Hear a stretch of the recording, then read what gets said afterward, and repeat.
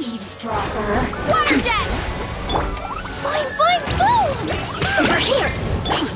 Step on up! Prepare yourself.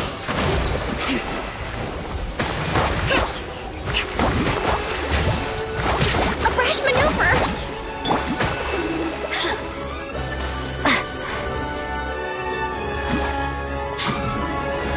Blink! Boof! Over here! Boof!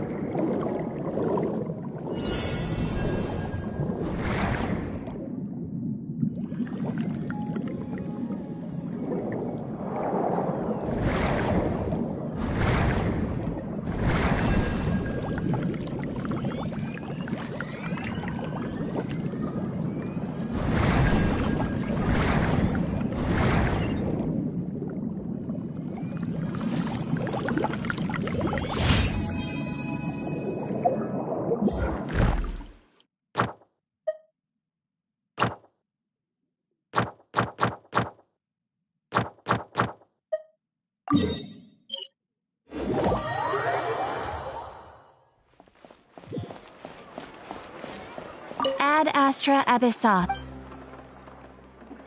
Thank you for completing today. Ad Astra.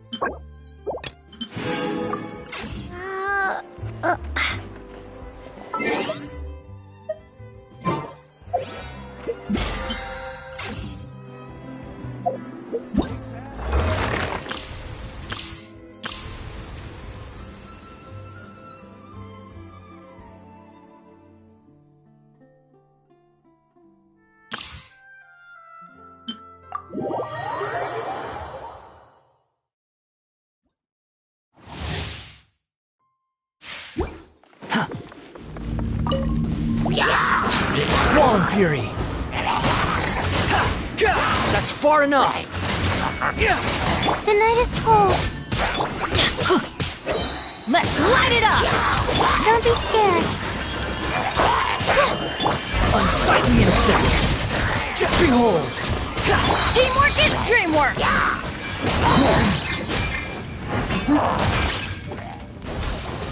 Cole, learn to command. Have fun with this gift.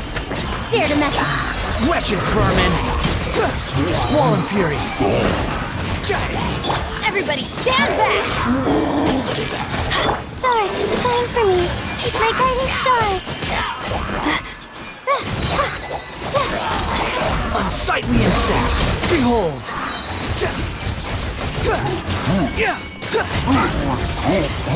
The wind ri-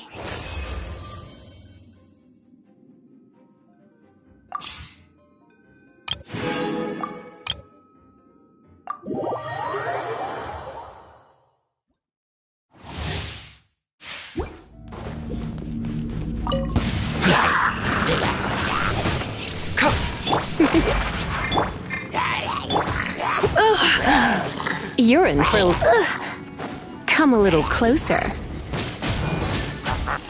You're in for a little shock. Rain outlines your fate. Taking a turn for the better. The doctor will see you now. Good job. Try not to enjoy this too much. Witness the power of Gugwa. Done. Mind the side effects. Yeah, seems like an emergency.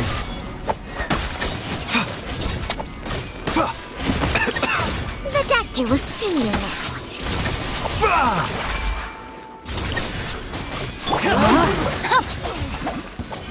Let me weave you a verse. Time to act. Taking a turn for the better. Mind the side effects.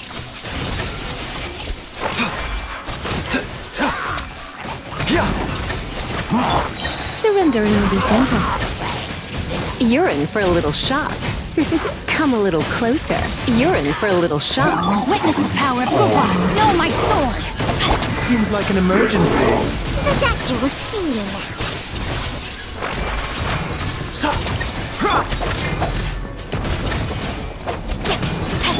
Let's spark things up a little.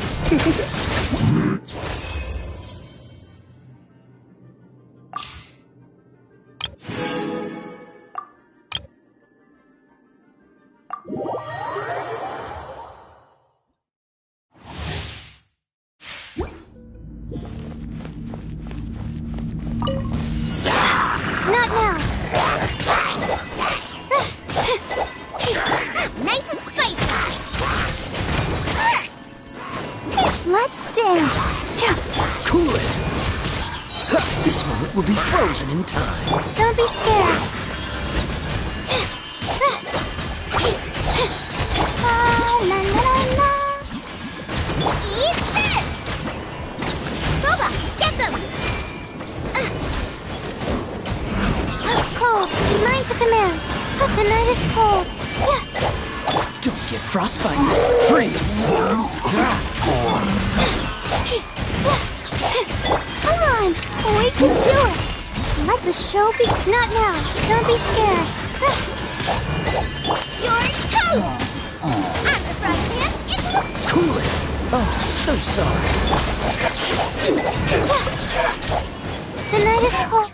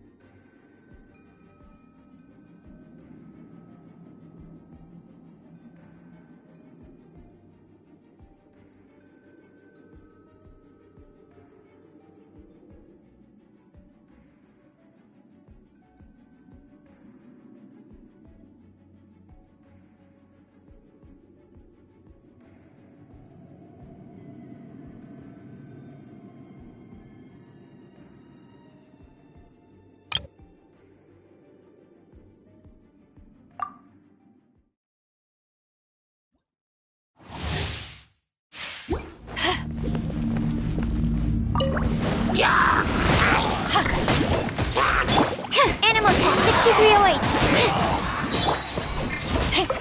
Let me weave you a verse. Midnight Phantasmagoria. Eyes on me! Enhanced Animal Module 75.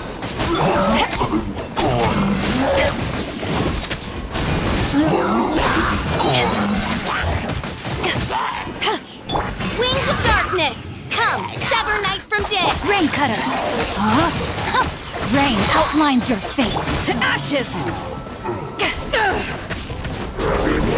Swallow, Mark 2. Absorption test. As you wish, main Fräulein. I summon thee!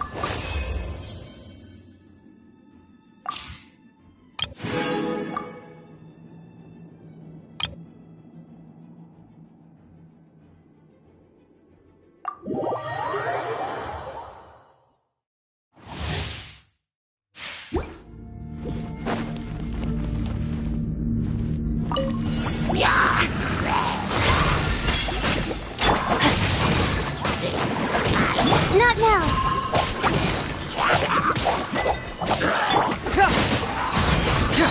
Let me weave you a verse. Ears of the storm! We'll see about that! Confess! Cold, mine to command. The night is cold. Too late for regrets. Have fun with this gift. We'll see. Witness the power of Gugwa. Know my sword. Get moving! Stars.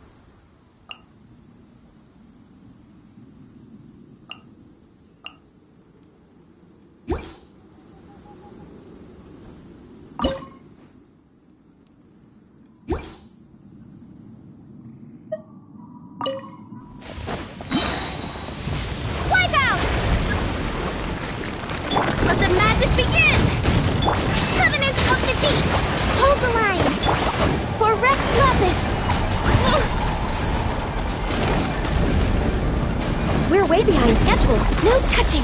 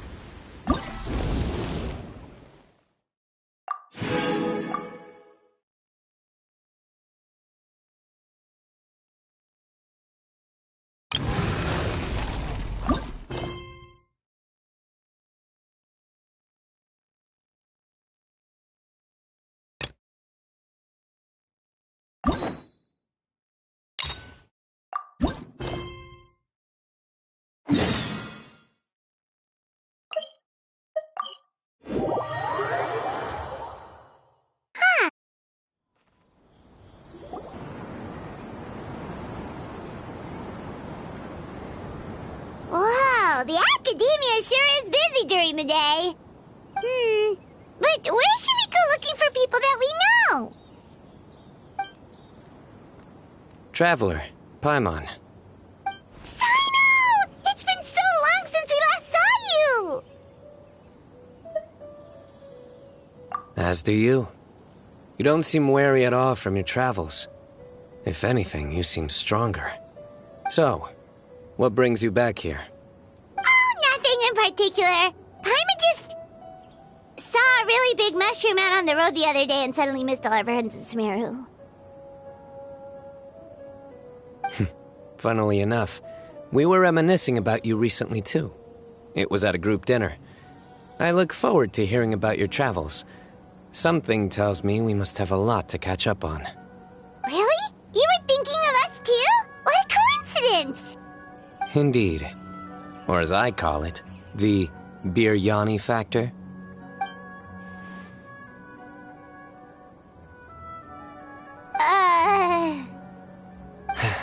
You really want me to say the rest? Okay. It's always rice to meet stew again. Oh, darn, he said it. You like that one, huh? You must if you remember it after all this time. Admit the truth.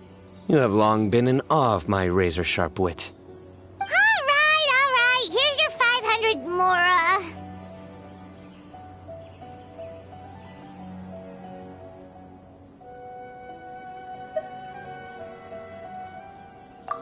Paimon's never making a bet again. Paimon really thought Sino would be able to hold back on the jokes. They say people can change, but maybe that's just wishful thinking. Ah, so this was technically my fault. In that case, I'll treat you to some sweets later. Anyway, I'm actually investigating a case right now. My mind is focused on work, which is why I didn't complete the joke at first. A case? What happened? Nothing major. But after finding out who was involved, I decided, on reflection, to handle this one myself. Need any help? We only came here to hang out, so we've got the time. You may as well take us with you, and then when you're done, we can, Such enthusiasm. Are you worried I'll forget about treating you to some sweets if you're not around to remind me? What? No! All right, was it really that obvious? Obvious enough. Still, it's a fine idea. You are the heroes of Sumeru. It makes perfect sense to work together. All right, follow me.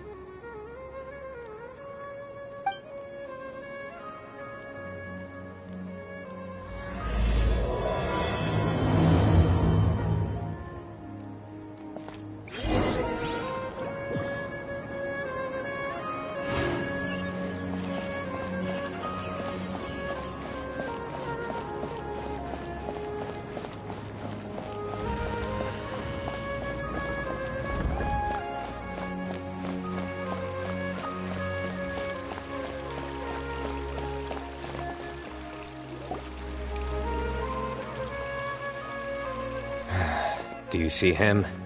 The old man flailing around? Oh, is he the one you wanted to talk to about the case? Correct. His name is Cyrus, a former Spontamod sage. He taught both me and Lisa. Huh? Sino's teacher is in trouble? It's ridiculous. I'm just an old man who enjoys a spot of gardening, shopping, and wine. What sort of person targets an old retiree? Professor, I've brought some friends.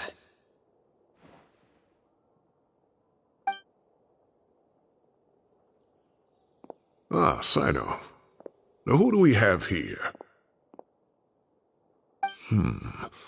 Hold on, let me think.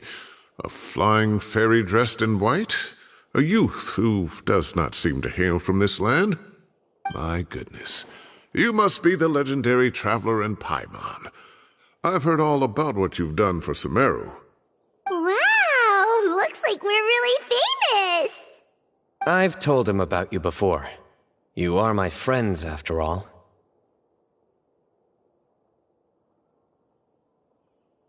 That's right. Let me summarize the situation. A couple of days ago, Professor Cyrus suddenly received a threat letter. A threat letter?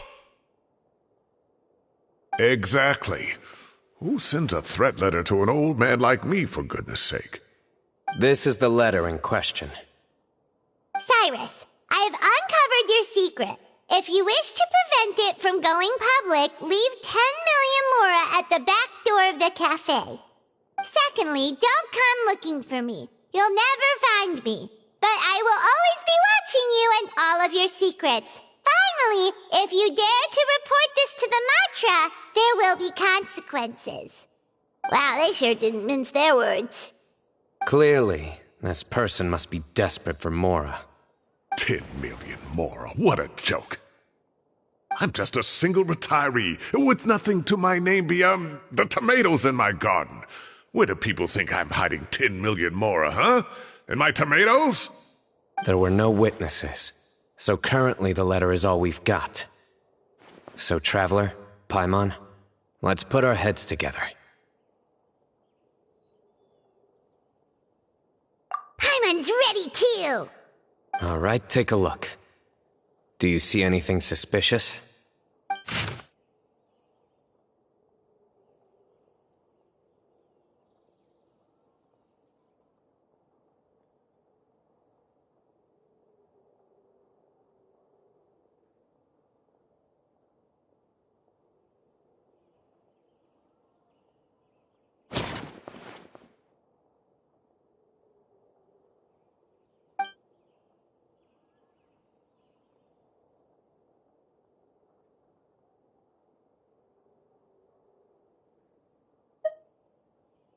Yes.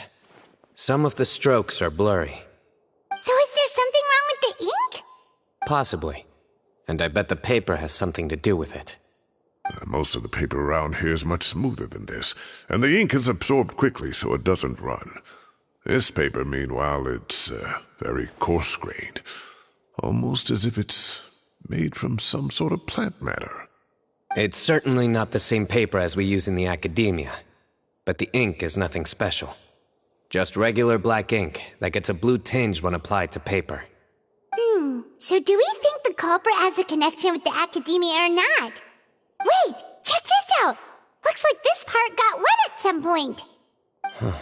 Agreed. The staining suggests it was a colored liquid, not plain water. It also looks like it was wiped off with a damp cloth. A colored liquid, so... tea? Wine? Looks like we're thinking along similar lines. Let's go talk to Arof. There are some things I'll need him to take care of.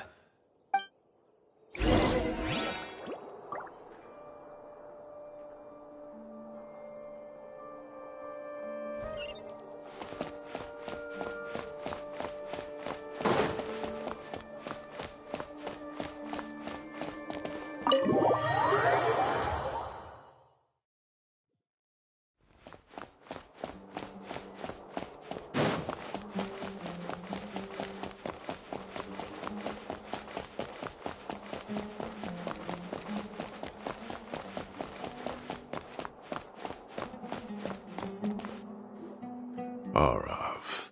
Arav. Ah, there he is.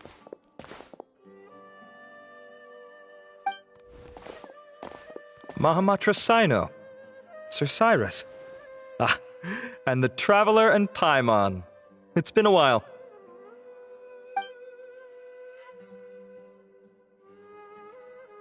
As such, I'm inclined to believe that the culprit in this case is a student at the academia. Somebody young and strapped for cash. Oh, one last thing. I'd start your investigation by taking a look at the cafes in the city. Oh, of course! You think the culprit spilled their coffee on the ladder, huh? They do look like coffee stains to me. Also, if I'm not mistaken, the letter is written on a type of scented paper that has aromatics added during the manufacturing process. The kind often provided as writing material for customers in cafes and taverns. Ah, of course. Yes, like they sell in the gift shops. I remember now. Zaha Hadid bought some a while back. She said she was going to use it as wrapping paper for a vase. Understood. I'll assemble a team to investigate the points of interest immediately. You have my gratitude. One last thing. Send some Matra to guard the entrances and exits of Sumeru City. And change into plain clothes. Don't let them see you coming. Will do.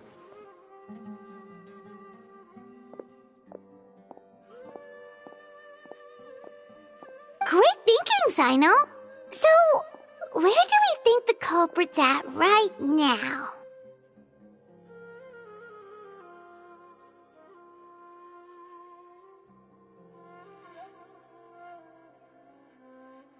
Yeah, they've probably been lying low at home waiting to see how Cyrus reacts. You're right, Paimon.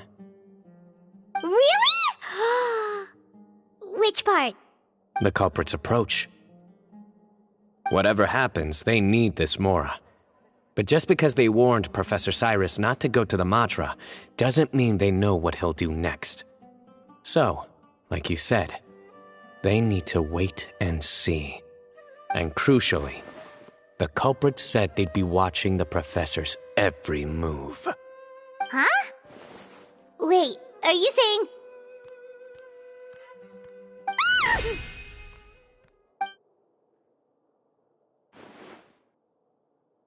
Found you! What are you doing? You wrote the threat letter! I don't know what you're talking about. What threat letter? I sensed someone was watching us from the shadows the moment we entered the House of Dana. You managed to stay relatively well hidden for someone reckless enough to threaten Professor Cyrus.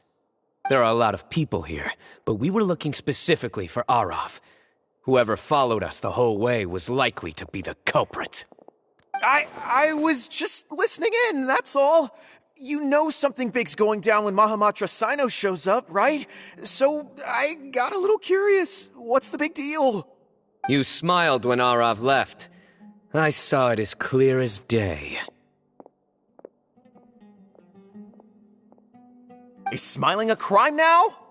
There are coffee stains on the letter. You mixed some coffee with water, gently smeared it onto the paper, then wiped it off with a wet cloth. All to create the impression that the letter was written at a cafe. Closing off the exits to the city doesn't affect you, because you already live here. And as long as the Matra were focused on the cafes, you would be free from scrutiny. The cafe was a red herring all along. You had to be somewhere where you could monitor the professor's movements. You can't pin this on me! I haven't done anything! Really? Then why are you shaking like a leaf? The innocent have no reason to fear the Matra. But you, your heart's racing, and your eyelids are twitching. You're a terrible liar. I would never... Don't try anything or you'll pay the price. Now come with me.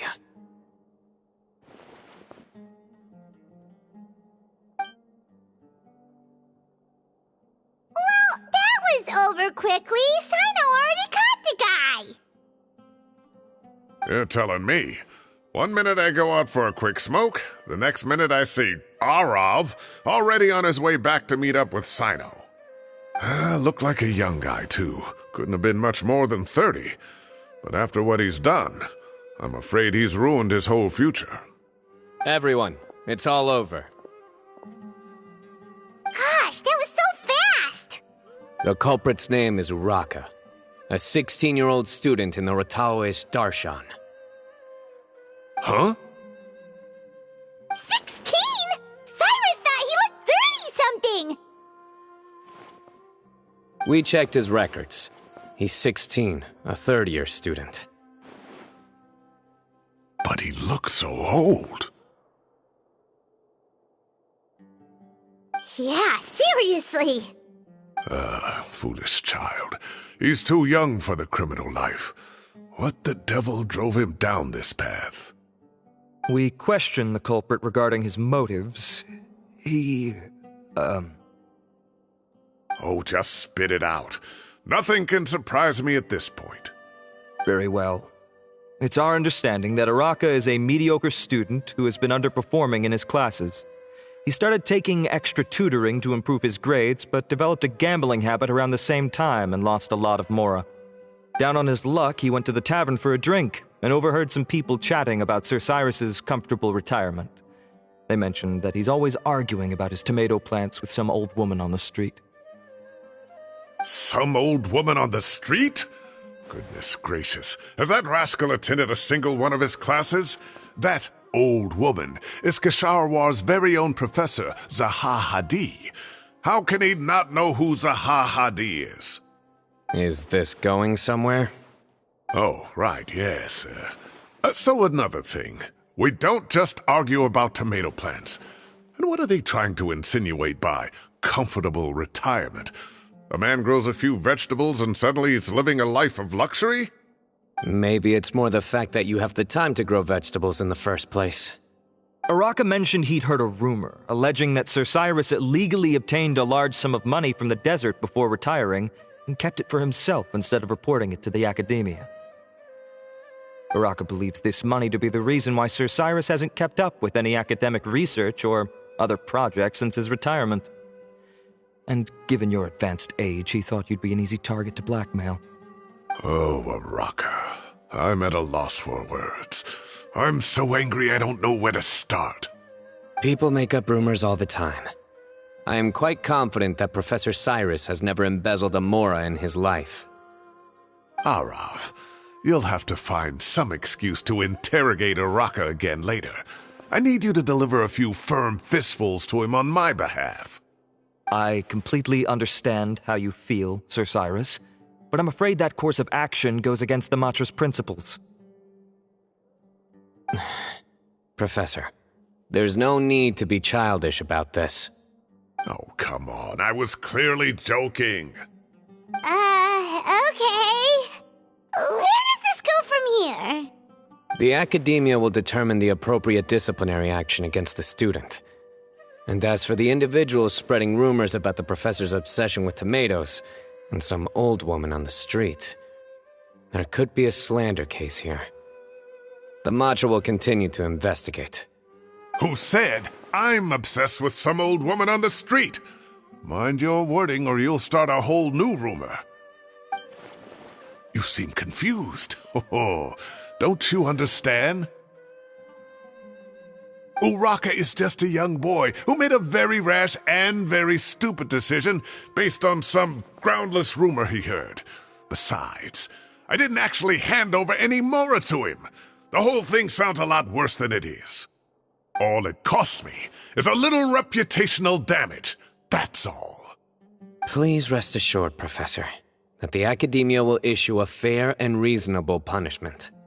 Yes, I have no doubt about that. But as a former educator, I'd still like to have a serious conversation with the boy's parents. Their family lives in the city, yes? Correct. We looked into the family. Both parents are merchants and they're often away on business. They've never taken much of an active role in their children's lives. Oh, what a mess. You don't have to seal the evidence away yet, do you? I'd like to have that letter back for the time being, if possible. I need something concrete for when I talk to the family tonight. We have to show them how serious this situation is. The relevant authorities have already reviewed the evidence and are now discussing Araka's punishment. You can hold on to the letter for now. Just make sure to return it within a couple of days. Oh, so you'll be able to close the case in 2 days? Give or take. Cases like this are quick to resolve. Very good. Well, thank you for all your help. Perhaps we can all go for a meal together. Oh, my treat, of course. My apologies, Sir Cyrus, but I have a prior commitment. Enjoy the meal, everyone. Ah, I see. Well, that's a pity. But Sino, you have to come. You found the culprit at record speed, and I owe you for that. Ah, and isn't Tainari in town at the moment? Bring him along, too. Wait, you mean Tainari's in the city? He is. Tainari's master, Sir Nephis, called him and Kale to the academia to help out on a project. They should be at Nephis's office at this hour. Though I must say, I'm surprised you're extending an invitation to Tainari. Did you do something to offend Sir Nephis? Don't be outrageous. Nephis offends me all the time. It's never the other way around. Anyway, hurry up and fetch Tainari. I'll head over to the tavern with the Traveler and Paimon. See you there. Go on now. Don't keep us waiting.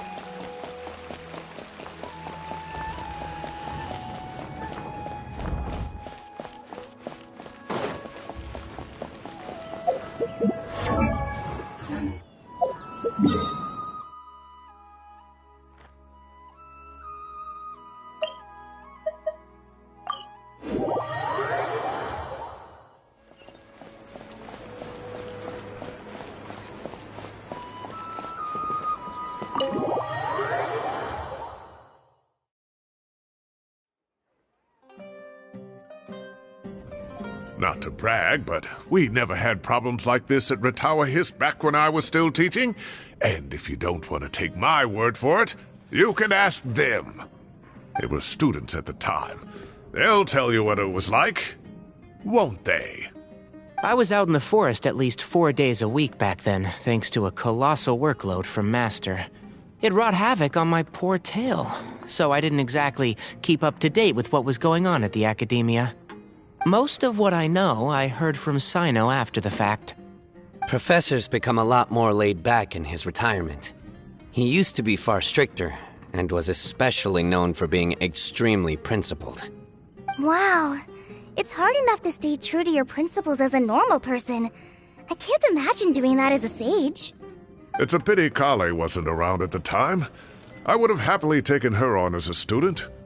And then we'd have one more person who has to address Lisa as upper-class woman.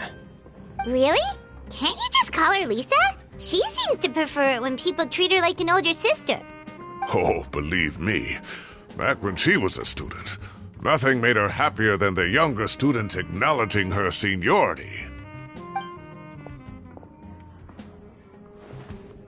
Whoa, more food? Are you sure about this? We don't want to take advantage. Oh, don't worry about it. Order whatever you like. And if it's not enough, order some more. After all your help today, treating you to dinner is the least I can do.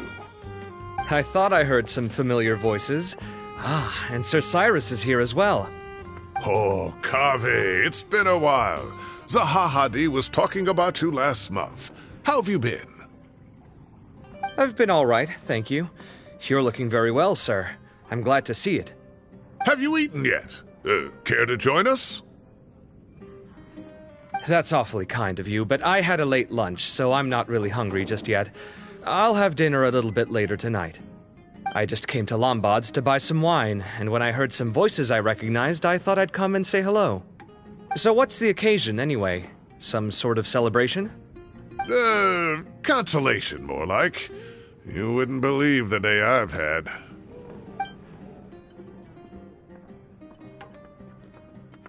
Sounds like things have really gone downhill since I was there.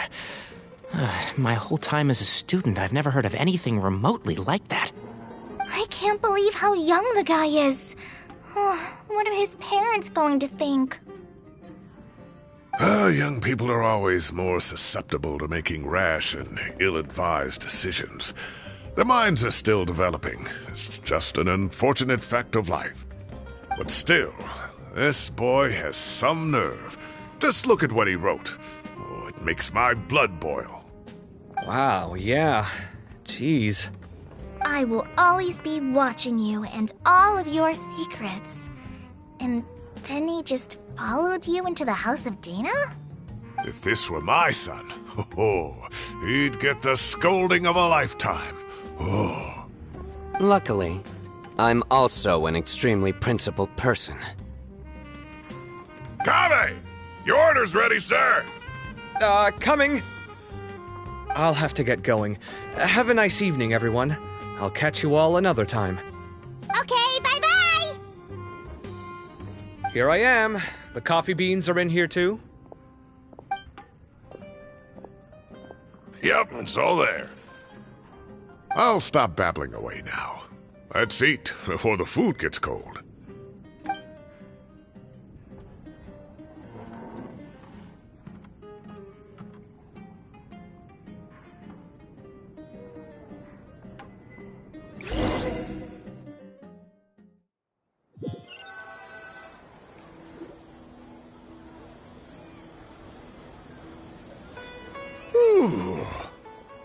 Oh, too tasty.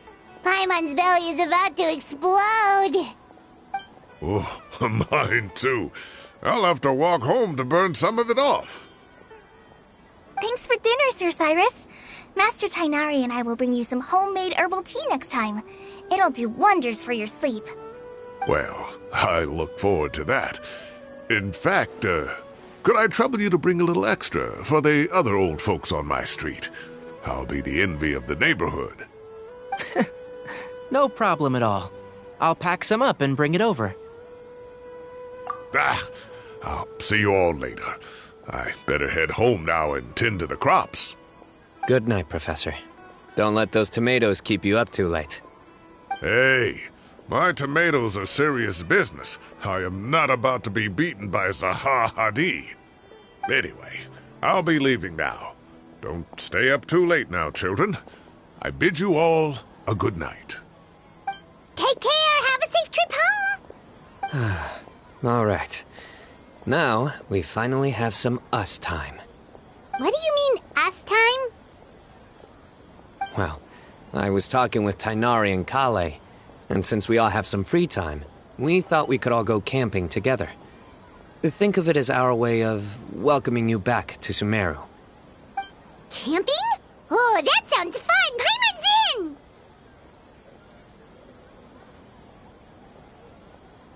in! Right? It's been so long since we did something fun together. I can't wait.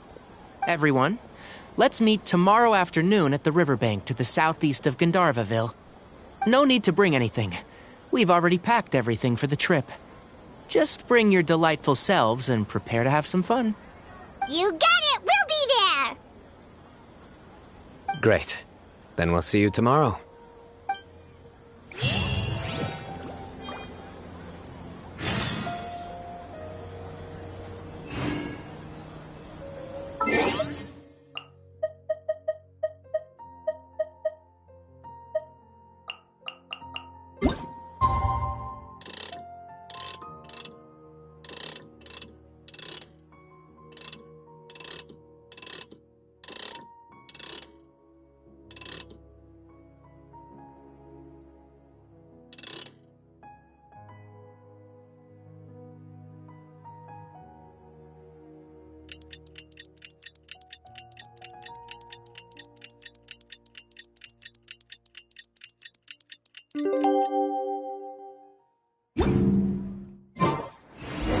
Time to set off. Let's head to the southeast of Gandharvaville and meet up with the others.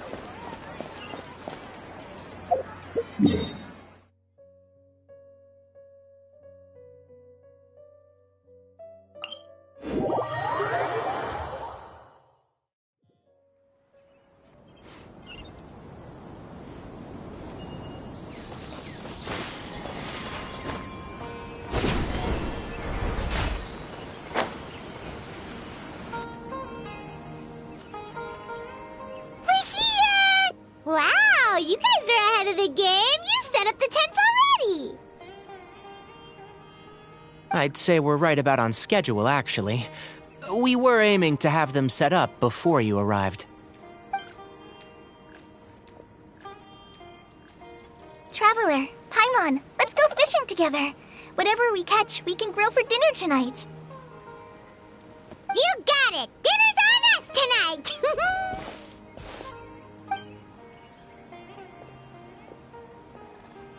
I hope I can contribute too. The other forest watchers gave me some fishing tips a little while ago. I'm really looking forward to giving them a try.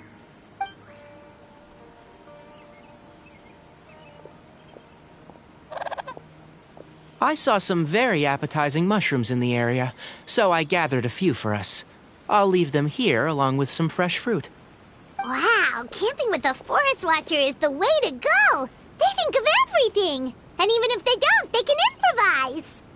This is true. I don't think I've ever had a single rough day in this forest. So, how has everything been going for you? Well, there's been some high points and low points, but we've had some unforgettable experiences along the way. I see. Oh, in that case, you should try a valberry. I bought some from the market this morning. A valuable suggestion. Just don't bury your feelings using food. All I wanted was to recommend something bittersweet. Oh, I have a sudden craving for fruit tea. I'm gonna go fetch some stuff. Bye!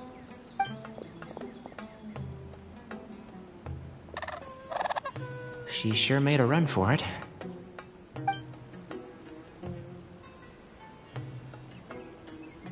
Unbelievable. She made a run for it.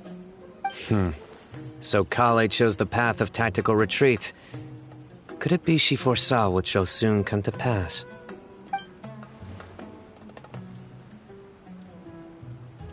My dear friend, you know what I am about to say. Excellent! A kindred spirit. A great warrior can sense when a duel is nigh. But it looks like we'll get told off if we start playing now. Let's enjoy the nature for a while longer.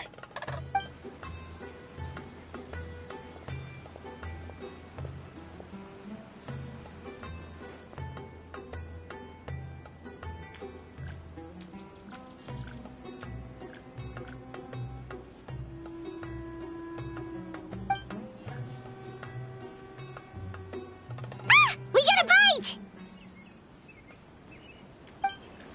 I'll reel it in.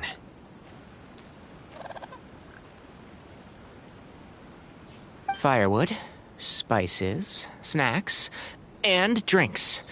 Everything's ready. Once Kale gets back, we can light up the fire and start grilling.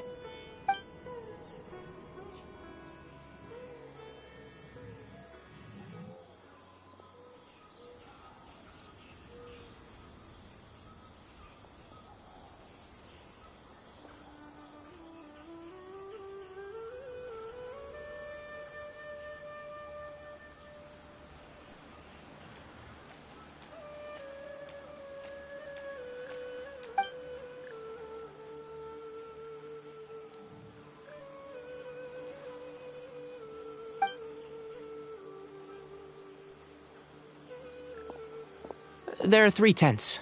Which one do you two want to take? How about the one on the left? Well, Paimon just thinks the ambiance here is a little better. True. But it's also the closest to the water. If there are any sleepwalking fungi around tonight, they might stumble into your tent. Well, that's no good. Take my weapon. You can use it to bar the entrance. Anyone would think you were sealing the gates to King Deshret's mausoleum. Excellent. Then this tent will be an impenetrable fortress. I'm back! How's your appetites? Ready for the barbecue? Always.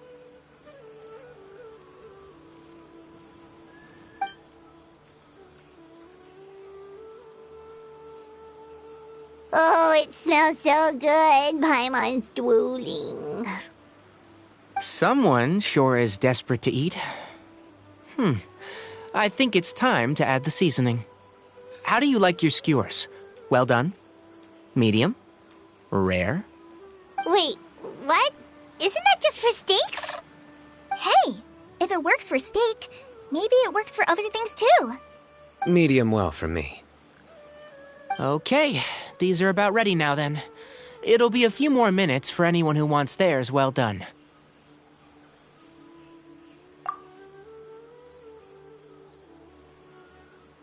Oh, that was so delicious. If Paimon's stomach had space, she'd eat 3 more skewers. I ate a lot too. Here comes the food coma. If you're tired, then go rest. You must be getting sleepy too, Paimon. Why don't you guys head to your tents? Sino and I will clean up. Tonight I show you mercy. Our sacred duel will take place another day.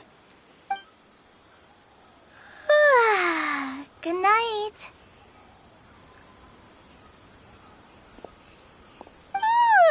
Paimon's struggling to keep her eyes open. Oh, don't forget this. The Staff of the Scarlet Sands. Wait, you were actually being serious about that? It's a very powerful weapon. Try it. Paimon can't even lift that thing. Fair enough. You sure you don't want it? sure. We'll be fine. And even if we do get an uninvited guest in the night, Paimon will be here to take care of the traveler.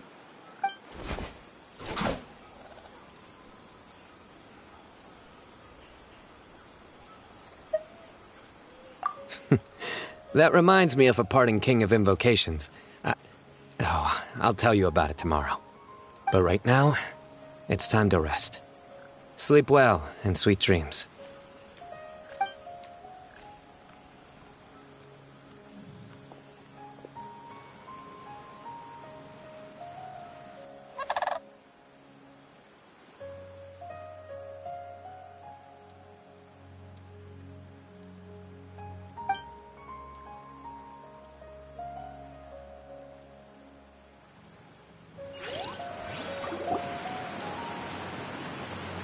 I think they should all be here. Traveler? Paimon? Are you in there? Could you come outside for a sec? Look at this.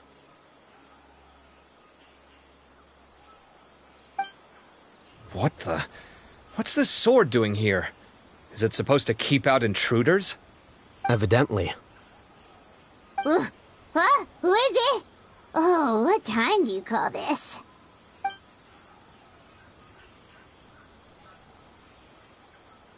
Paimon's gonna take out the sword. Yeah!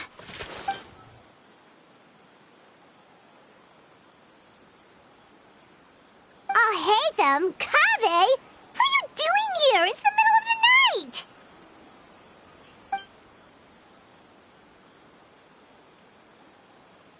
Sorry to wake you up at this hour of the night, but we've got a situation on our hands. Let's get dressed and talk about it outside.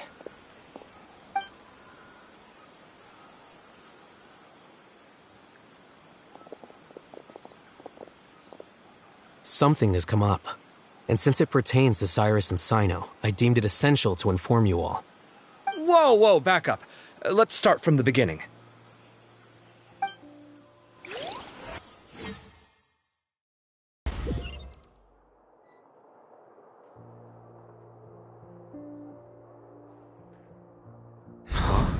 Where'd the wine cups go?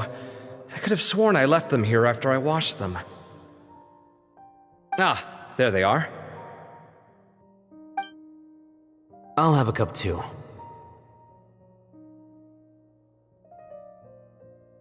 Can you see if the cookies are still on the table?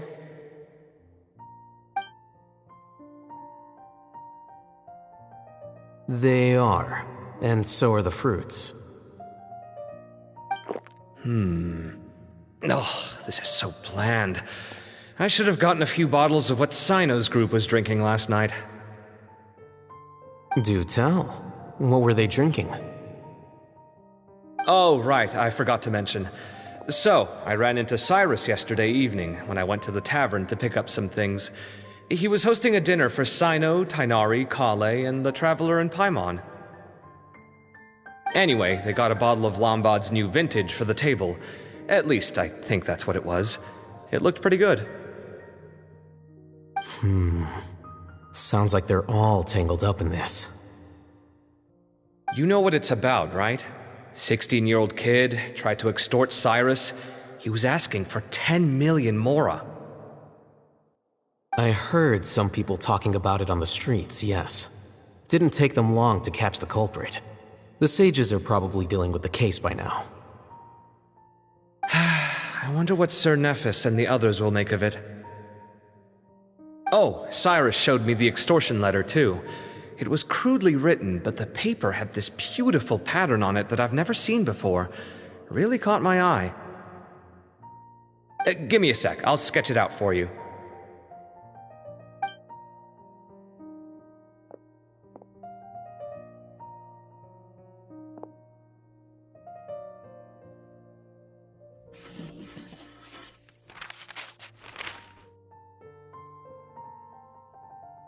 Okay, done.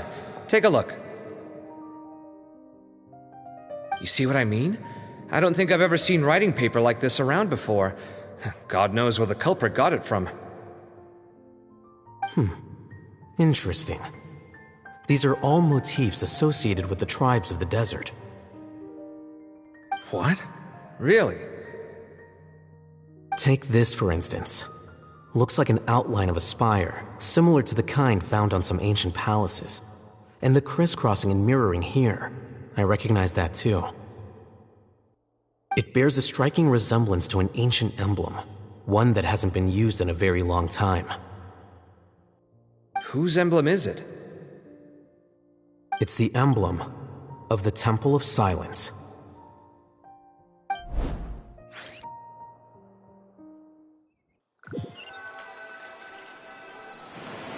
After discussing it with each other, we both agreed that something didn't feel right, so we went looking for you. This was a long way to come from the city. Alhaitham figured you were probably with Tainari, so Gandharvaville was our first stop. But the Forest Watchers told us that you'd gone camping. Then, just as we were heading off to the campsite, we ran into Sino. He said he was on a supply run. We exchanged a few words, and then he ran off. Hold on. So what's the deal with that emblem you were talking about? The Temple of Silence, you said? What is that? Should we be worried? Is everything okay? Give me a second. Let me get Kale.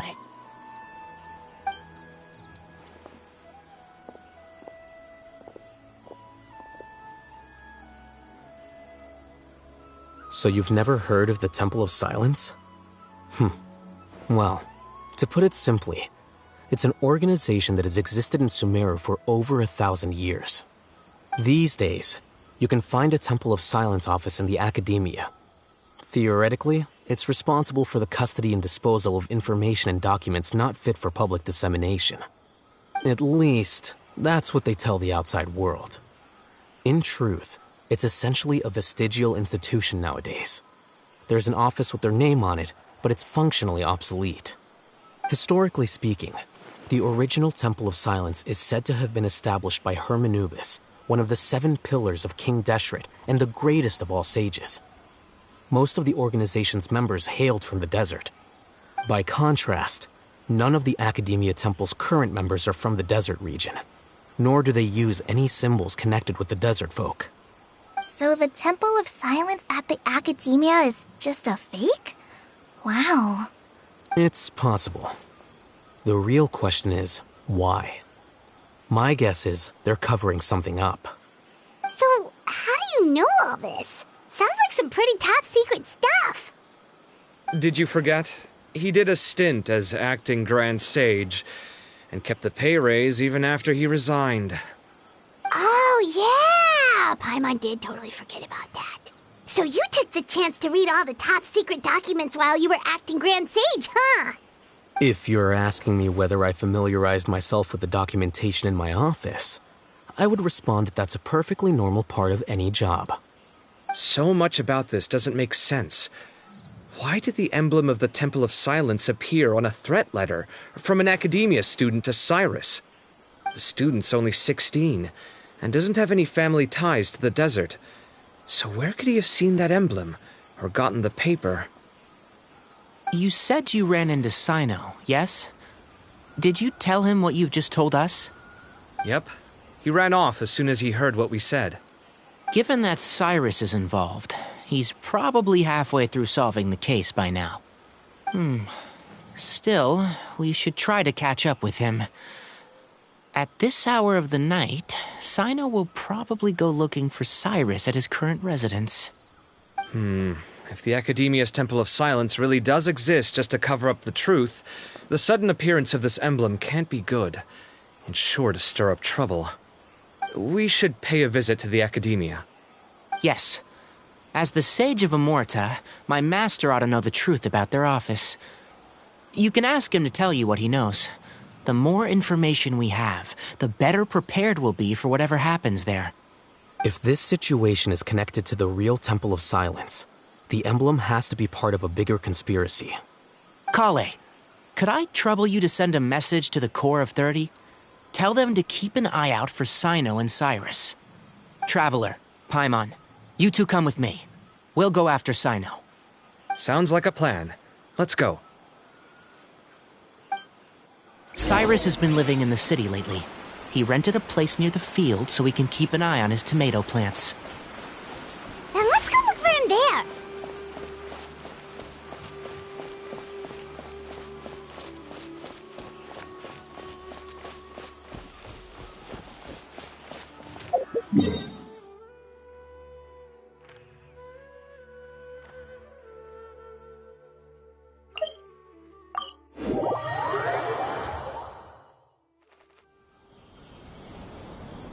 Here we are. This is the place. We might be too late. Looks like nobody's home. Oh, Sino moves fast. If he was here, he's probably long gone by now. I know that voice. Is that Tainari I hear? Ah! Professor Zahahadi! Wow, so it really is you. My goodness, whatever is going on tonight? We're looking for Sino. So, he's already been here. Yes, not long ago, in fact. He knocked on my door and asked if I'd seen Cyrus today at all. I told him the old fool left early this morning, and I hadn't heard him come back. So we went to his place, and would you believe it? He's gone. Goodness knows where to. It must have alarmed Sino, because he took off in an awful hurry after that. He never did explain what this was all about. How serious is it? Well, if Cyrus isn't at home... Oh, it sure doesn't sound good. Professor, did you hear that a student recently tried to extort Cyrus? Why, yes. When I left the house that day, I noticed he was watering his flowers in the field in complete silence. He had a piece of paper clutched in his hand, and he looked lost in thought. I could tell something was troubling him, but he wouldn't tell me what it was. If Sino hadn't happened to visit him that day, he'd probably still be holding on to that thing. After seeing the letter, Sino told him to contact the Corps of 30, but Cyrus was very reluctant. He claimed it would only damage his reputation. Eventually, he relented, after much persuasion from Sino. Huh? Cyrus didn't want to report it? Well, that's strange. When we saw him, he seemed pretty okay with the idea of the kid getting his just desserts. As a former sage, it's possible Cyrus still has enemies at the academia. That's why Sino was so insistent that he report the matter to the authorities. I was there while they were going back and forth over it. So Cyrus initially hoped to stop this from going public. But why?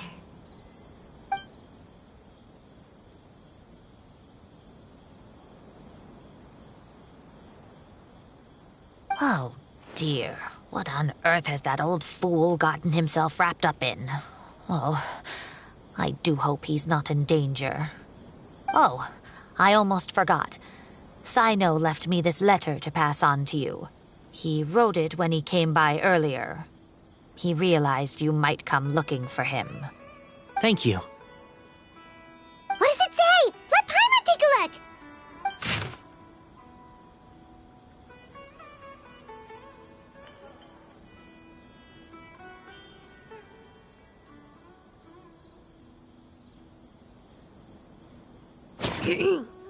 My friends, this is a rather complicated state of affair. Unfortunately, I cannot disclose more than that. I ask you to understand and accept that I had to act alone at this stage. Don't come after me. Yep, that sounds like Sino. Thank you, Professor. Please do not worry. We will do all we can to protect both Sino and Cyrus. Traveler, Paimon, let's head to the academia and regroup.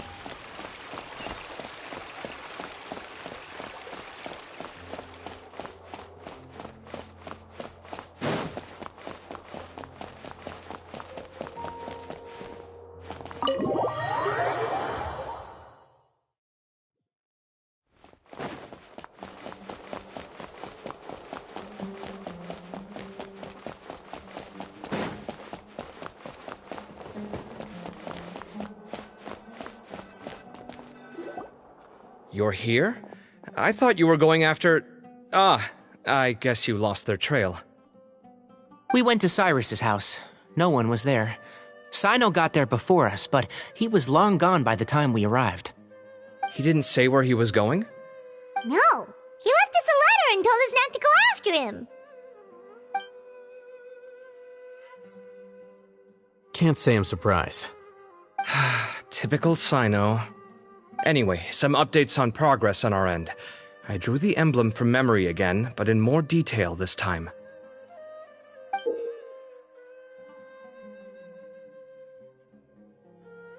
I checked some ancient texts for a similar design. The one I found was a little blurry, but the similarities in the general form and certain details were clear enough to confirm a match. Yeah, and we're lucky we found anything at all. It turns out the emblem was all but lost to history. We scoured the entire Academia collection, and that book was the only one with a record of the motif. Meanwhile, Arav managed to get Uraka to disclose his source. The one who told him about Cyrus's embezzled funds was a young man from the desert. According to Uraka, he had a striking presence and was well educated. Apparently, the two met in the tavern over a game of cards. The guy claimed to be in the city for business as part of a merchant caravan. Uraka was intrigued when he heard what his new acquaintance had to say and brought up the idea of extorting Cyrus for Mora. The guy encouraged him to go ahead with it, then handed him some pen and paper to write the letter. I see. So it could be that this person planted the paper intentionally. So, how do we find this guy? Did Uraka say where he is? He doesn't know. He claims not to have seen him since that day in the tavern. The man gave him some tips on how to carry out the extortion, but from then on, Uraka was acting alone. Nephis and Arav have gone to meet the Core of 30 and review the city's entry and exit records. Also, Nephis admitted that the Temple of Silence in the Academia is just a facade. The true Temple of Silence once came to the rainforest to establish a collaboration with the Academia, but as time went by, the sages gradually became corrupt and foolish. The Temple of Silence felt that they could no longer trust the Academia and ended the partnership. They retreated back to the desert about 400 years ago. Ever since its inception, the Temple of Silence has been the guardians of King Deshret's civilization and belief system. They traveled throughout Sumeru, sequestering and guarding any wisdom that posed a threat to the people's livelihoods. At its roots, it was a legitimate and reputable organization whose purpose was to guide people towards the right path. The Academia of the day knew that the split would damage their reputation if it became a matter of public knowledge. And so, they set up a dummy organization of their own to conceal the truth. Not only that, but they managed to keep up the charade for hundreds of years! So how did Cyrus become acquainted with the true Temple of Silence if they left centuries ago? I'll bet that's the question that bothered Sino. Probably why he went after him in such a rush. Whoever is behind this, getting Uraka to extort Cyrus was only the first step of the plan.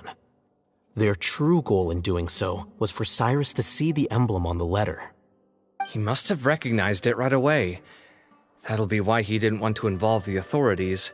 He probably hoped to take care of the whole thing by himself. Unfortunately for him, Sino had other plans. Since the desert is where the Temple of Silence originated, that is in all likelihood where Cyrus went. I have to go after him. Really? Are you sure that's a good idea, with how you respond to the heat? Why don't we send someone else? I should be fine, as long as I bring plenty of water. Besides, I just can't shake this ominous feeling that if we don't catch up to them soon... Everyone, I have news from the Core of 30. Master! Oh, so that's Nafis, Tainari's master? Oh, we're finally getting to meet him in person! It's a pleasure to meet you, Traveler in Paimon. Several independent eyewitnesses have reported seeing Cyrus and Mahamatra Sino leaving the city at different times. Both were heading in the direction of Caravan Rebat. I was going to suggest that you join forces with the Core of 30 in this case. However, as I'm sure you've already heard from Al-Haytham and Kaveh, the Temple of Silence is involved. The Academia has made a number of decisions throughout history that I am ashamed to talk about. It may well be that no better choice was available to them, but those actions are nonetheless a stain on our legacy. I won't attempt to make you understand the Academia's perspective. Now is the time for action. I understand where you're coming from, Master. But I'm afraid the situation might be more complicated than we thought. I think we need to keep a low profile, or risk making things worse. Good point.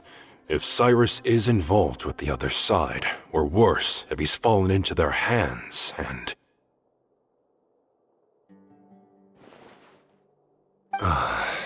Everyone, we have to get Cyrus and Sino back safely. We cannot afford to lose them. Need our help? Whatever you need, we got you covered. Really? Wonderful. You have my most sincere gratitude. Arav and I will continue to follow up on the lead from Uraka. Kaveh, Scribe Al-Haytham, I'd like to ask you to cover the duties of the House of Dana. Tainari, you are planning to go into the desert, correct? I am. Kaveh, I'll be okay. You stay behind to help Master and Al-Haytham. Well, if you're sure... Okay. But be careful. Thank you all. Arav, let's go. You'd better get moving. Don't forget to ask for help when you need it. Will do. Let's go, Tainari. Hopefully we can catch up with Sino before it's too late. Knowing him, he's probably covered a fair distance already. But we still have a shot. Let's take it.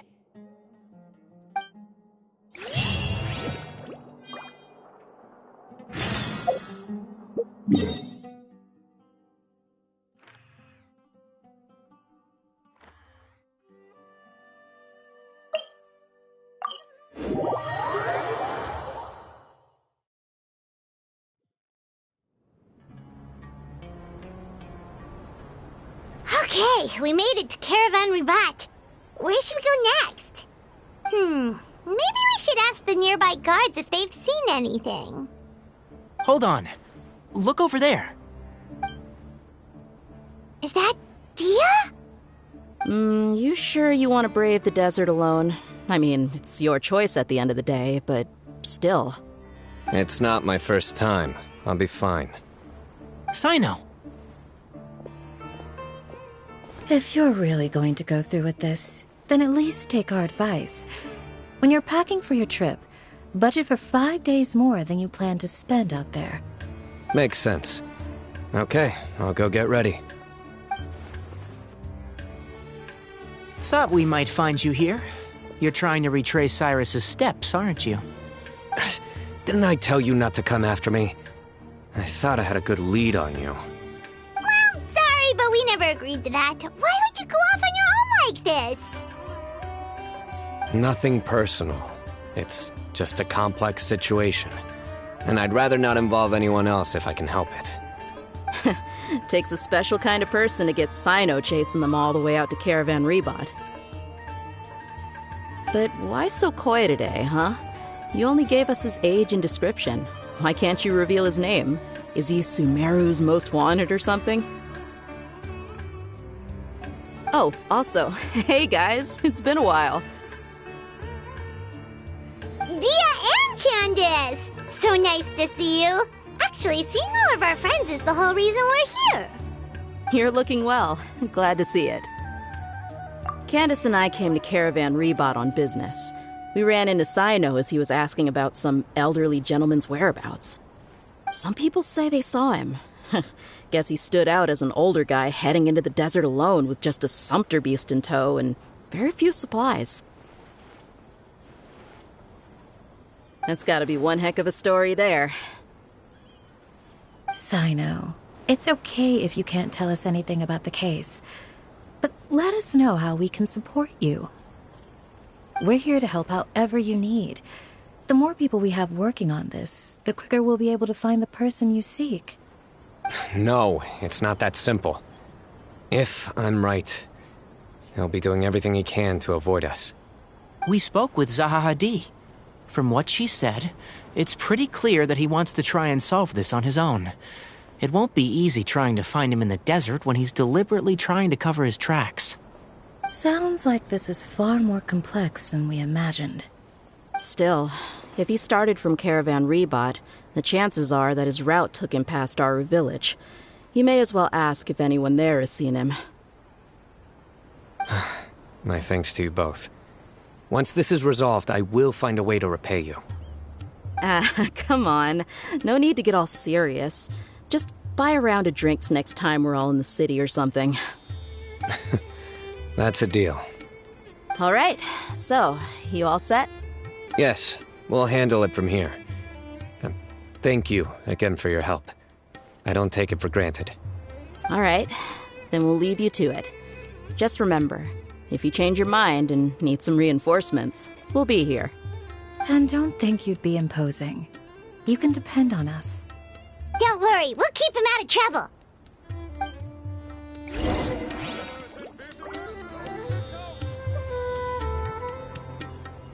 Sino should count himself lucky that the Traveler and Tainari got here when they did.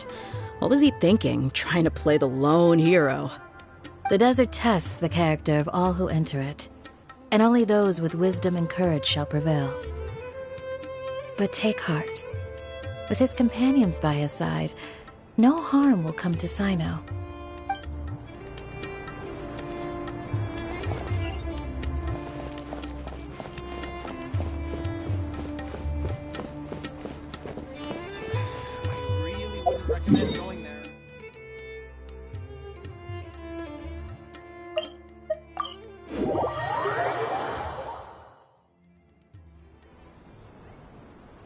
Hold on.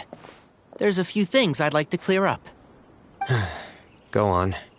So, after you left the campsite, we had a longer talk.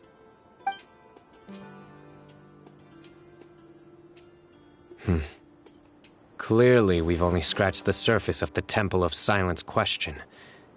It doesn't surprise me at all that the one in the academia is a fake. Do you have any connection with the Temple of Silence? I do. I trust you're all aware of the spirit that gives me my power. Hermanubis, the original founder of the Temple of Silence.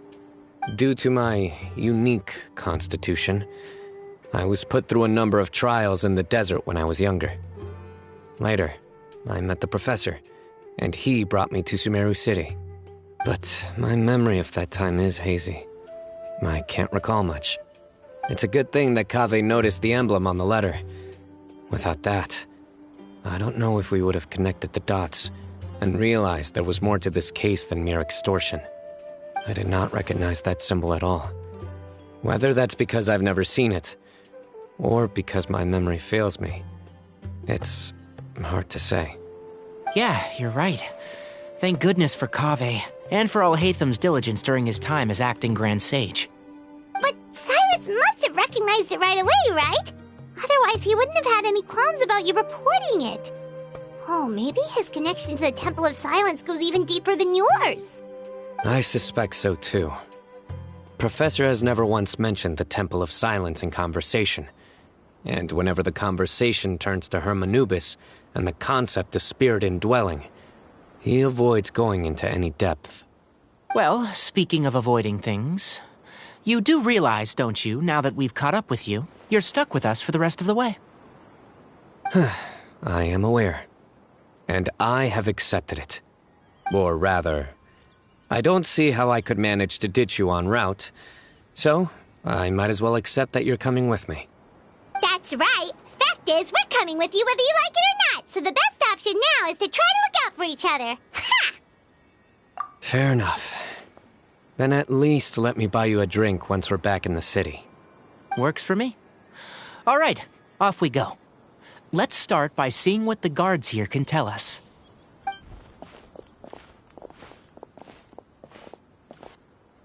Hello. Mahamatra Sino?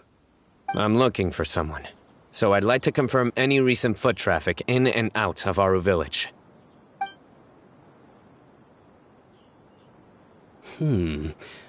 A man matching that description passed by Aru village not too long ago.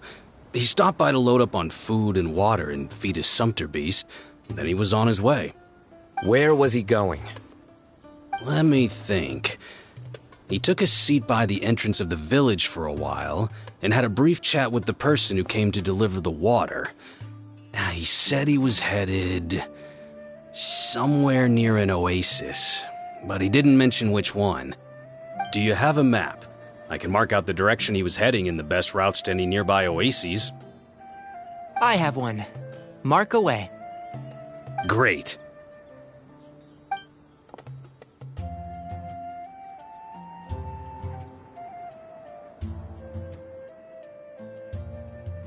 There you go. Thank you so much. You were a great help. You've got a really good memory. You're quite welcome. Just doing my job. Best of luck. I hope you find him soon.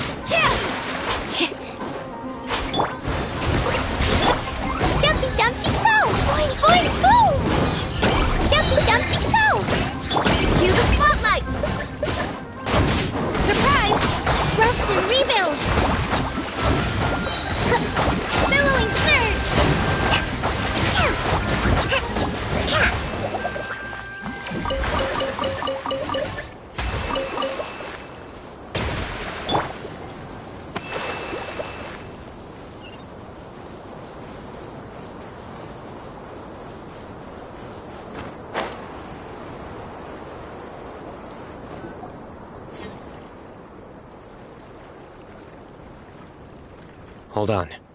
I see some people over there.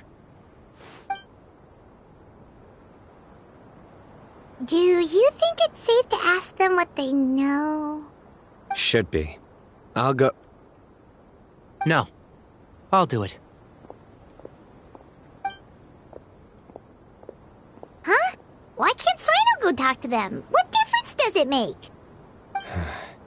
Given my background, appearance, and the way I dress, I might not be the most welcome visitor here.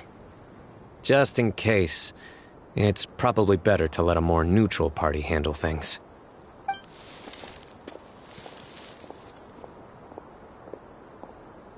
Ah, hello there. I hope I'm not interrupting. My friend and I are looking for an elderly man who's gone missing around these parts. Any chance I could ask you a couple of questions? Oh, a missing person, huh? Sure. What do you want to know? I'm just wondering if you've seen him. Let me give you the details.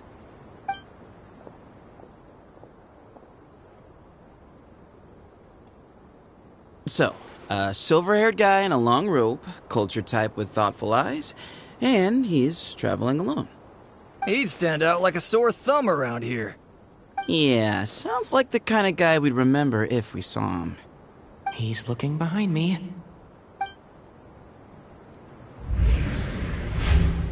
Uh-oh. That guy's looking our way. Your friend over there stands out a lot, too.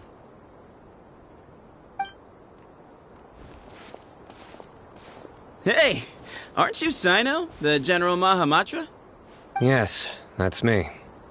You don't seem surprised that I recognized you. It wouldn't be the first time.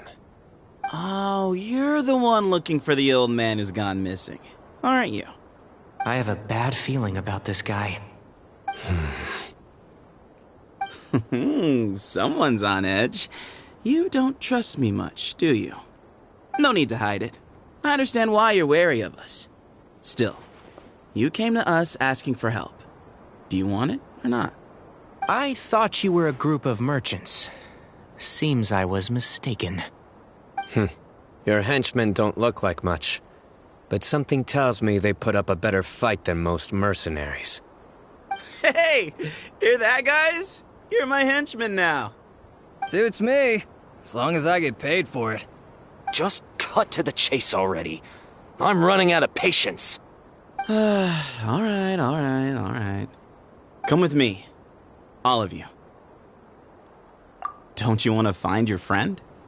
A silver-haired, long-robe, culture type with thoughtful eyes? Sounds like there's a whole other side to Cyrus I didn't know about. So you know where he is? Just follow me. I'll take you to him.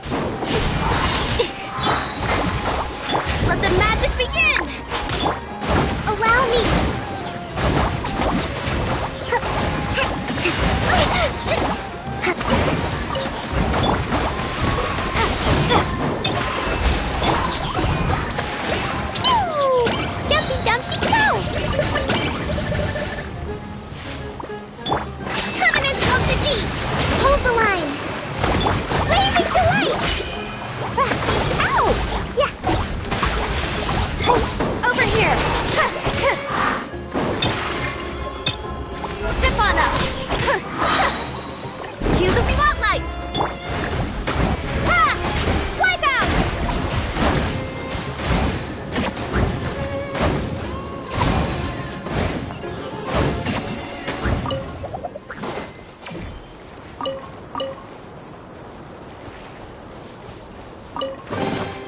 Is this an answer from this world?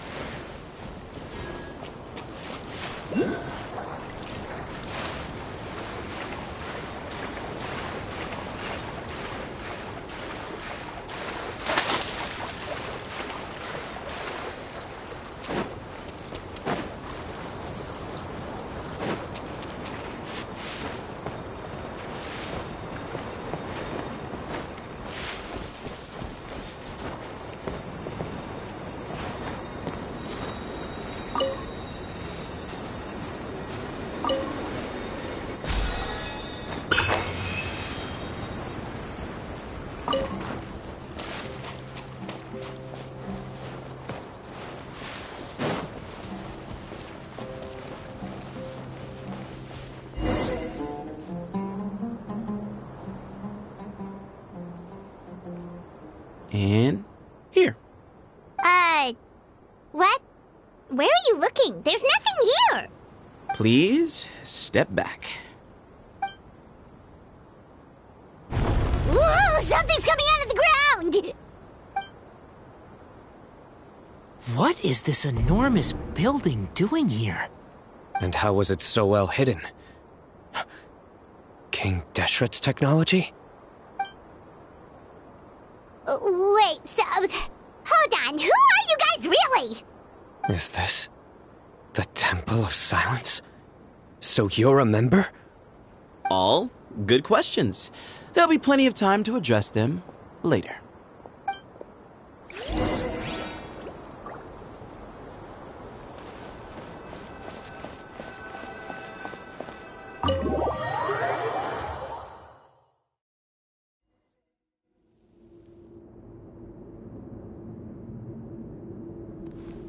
This is not what Paimon was expecting to find in the desert, especially not hidden right next to an oasis. Ooh, Paimon's scared. They must have kidnapped Cyrus. Do you think this is the guy Raka met in the tavern? What's wrong? Thinking about your professor? I just hope for your sake you haven't done anything you might regret. Me too. Hope I haven't done anything to incur your wrath.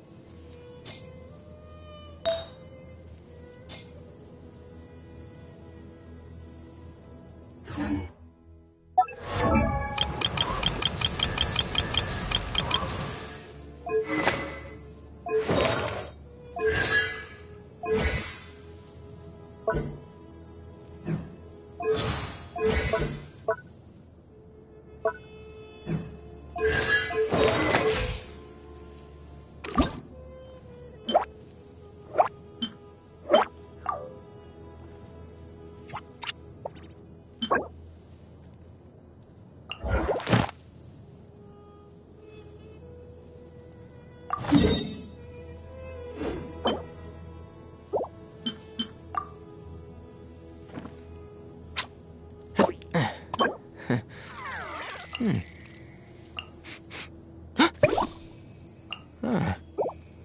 Hmm. Huh. Hmm.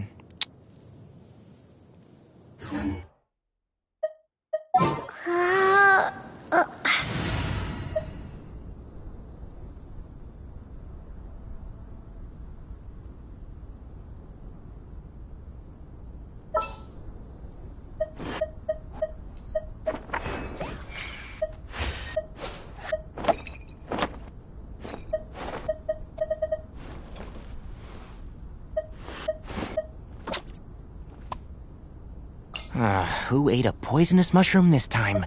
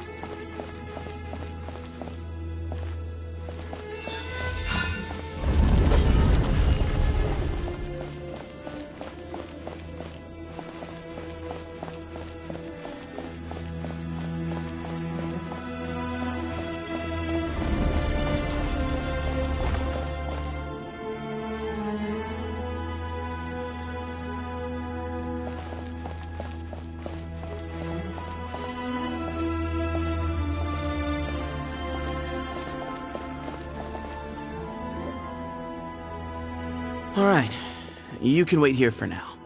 I'll inform our leader that you've arrived at the Temple of Silence. Sit tight until he comes to greet you.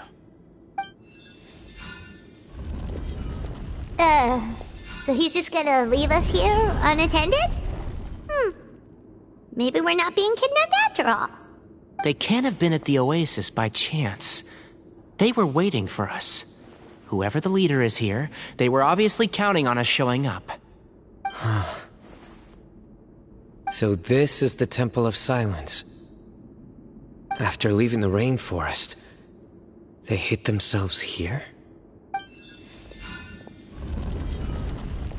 Hey, look! That guy's coming back. Don't worry. Someone will come and call for you soon. What's your name? Sorry, guess I was so delighted to see you, I forgot to introduce myself. My name is Sethos.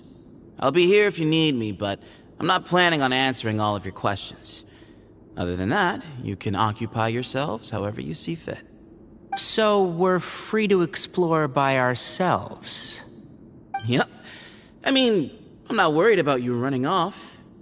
Cyrus is here. And unless I've misunderstood, you're all quite anxious to see him again. He's right. Well, if we've got some time, we might as well take a look around.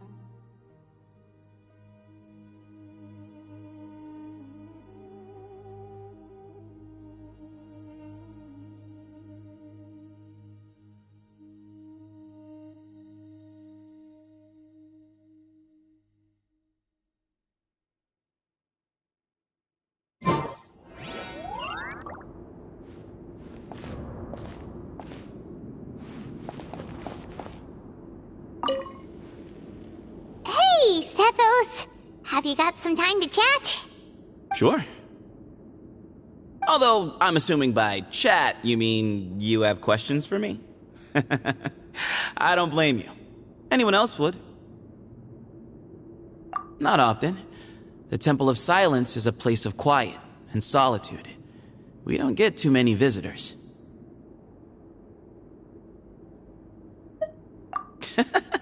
What kind of question is that? He's the General Mahamatra. Everyone in Sumeru knows who he is. Right, but back at the Oasis, you can't have known who he was for sure, or you wouldn't have asked him. So, what we're really asking is, have you never seen him in person before? I've lived in the desert my whole life. Guess you could say I've never had the pleasure. Ugh, why does Paimon feel like this guy's not being straight with us? Come on, we've only just met. If I give you all the answers up front, you'll have nothing left to look forward to. Yes, that was me. Although, tricked is a stretch. He was asking everyone in the tavern about ways to make some easy money. He insisted that nothing was off the table, even if it broke the law. So, I told him that Cyrus had embezzled a large sum of mora from the desert. So you framed Cyrus for a crime that he did not commit? No. That's not entirely true. Let me jog your memory. The letter just said that he had uncovered Cyrus's secret. It didn't say what secret that was.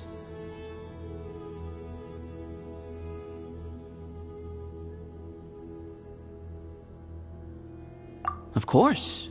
Uraka was a great accomplice, really. Very cooperative with a little bit of wine in him. Did exactly what he was told. And not much of an original thinker, though. It doesn't surprise me that he struggles academically. Why did Cyrus leave for the desert as soon as he received the letter? You'll have to ask him that one yourself. Certain things I can't answer for him. I'm neither judging nor defending him. All you need to know is that he recognized our emblem, and it was his own choice to take the bait. Nope, not once. Really? I have no need to go there. Not when the taverns are full of the Urakas of this world. Besides, we're well aware of what goes on at that place. Spies? It's not as clandestine as that. The city gates are wide open. Anyone's free to walk in. You can find out all you need to know just by walking around town and hearing the word on the street. Mm-hmm.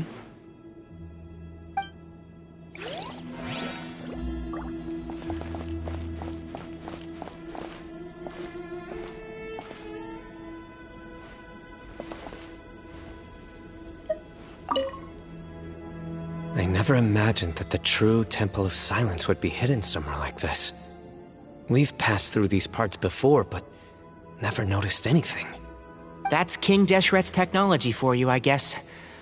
It borders on the miraculous. Amazing to think that it's been preserved intact all this time. We should be wary of our hosts. Still, at this point, we can be confident that the professor is safe and sound, so that's something.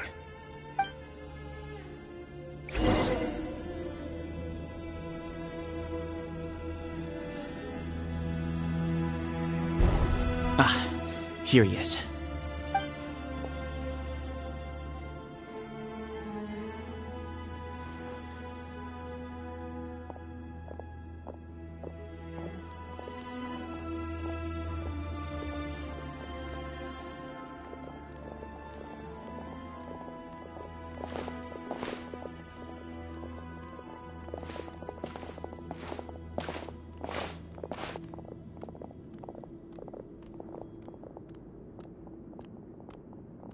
Grandfather, the person you wish to see is here. Well done, Sethos. Greetings, one and all. I am Ba Moon, the current leader of the Temple of Silence. I know why you are here, and I thank you for your patience. Bring him out.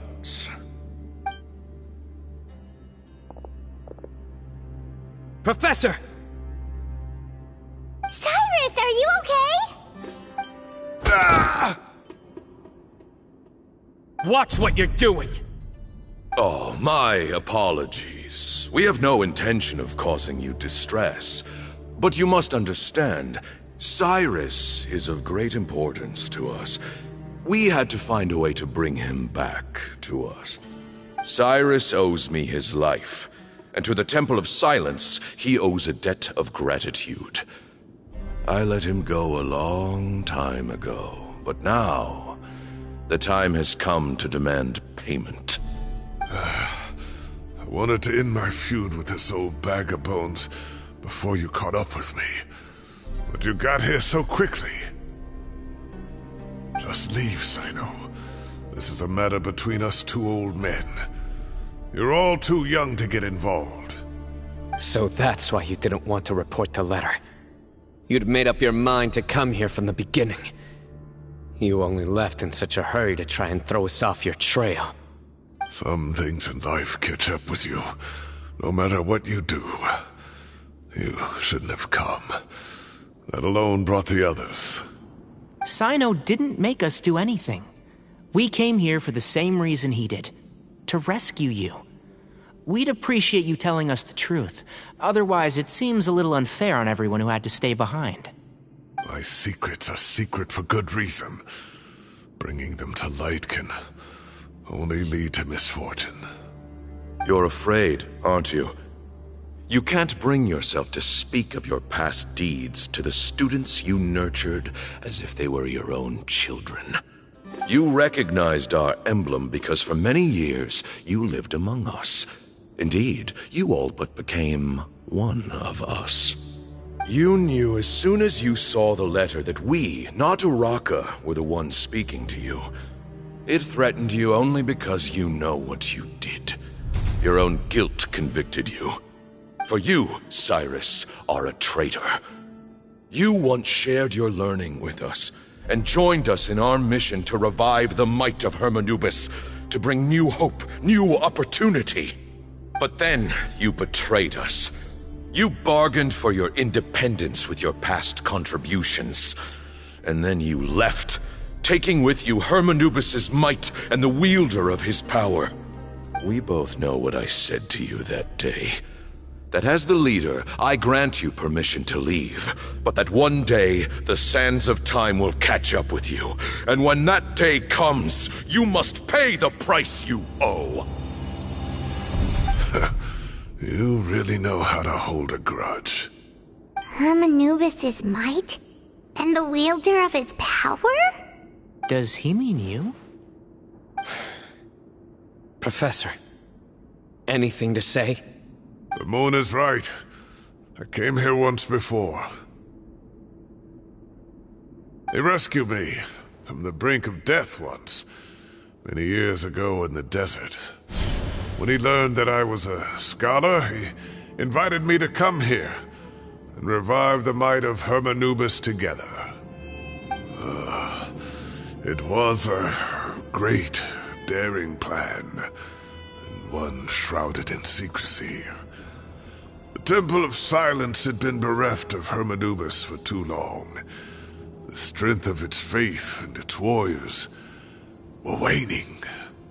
Bamoon proposed that we implant bar fragments, shards of Hermanubis, into the bodies of suitable vessels. If the experiment was successful, the spirit of Hermanubis would then dwell within the vessel. Many believers volunteered themselves for the experiment. But we soon discovered that the bodies of grown adults could not withstand Hermanubis' power. In the end, Bamoon offered his own adoptive grandson. One other child was identified as a suitable vessel, and his parents agreed to release him into our custody in exchange for a small fortune. These two children were our only hope for hosting Hermanubis' power. For many years, the Temple of Silence had been in possession of 2 Ba fragments from Hermanubis, As remnants of his raw power, they were exceedingly rare treasures. The test subjects were sent into a room that had been prepared for the ceremony and instructed to approach the Ba fragments, whose power had been amplified. If, after some time, this power did not repel them, this would mean that they were suitable vessels. The original plan was for a 3-stage experiment: resonance, implantation, and recovery and observation. The resonance stage went quite smoothly for both candidates. As the second stage began, I realized a decision had to be made. Should we implant the fragments one at a time? This would allow us to monitor the results after the first round and adjust our plan accordingly. Or alternatively, we could implant each fragment in a different vessel at the same time and compare their effects. But as I was deliberating, both Ba fragments suddenly became active. They glowed with a light we had never seen before. I knew that if they were not implanted right away, they would disintegrate and be gone from the world for good. Our 2 vessels had both displayed great promise by successfully resonating with the fragments.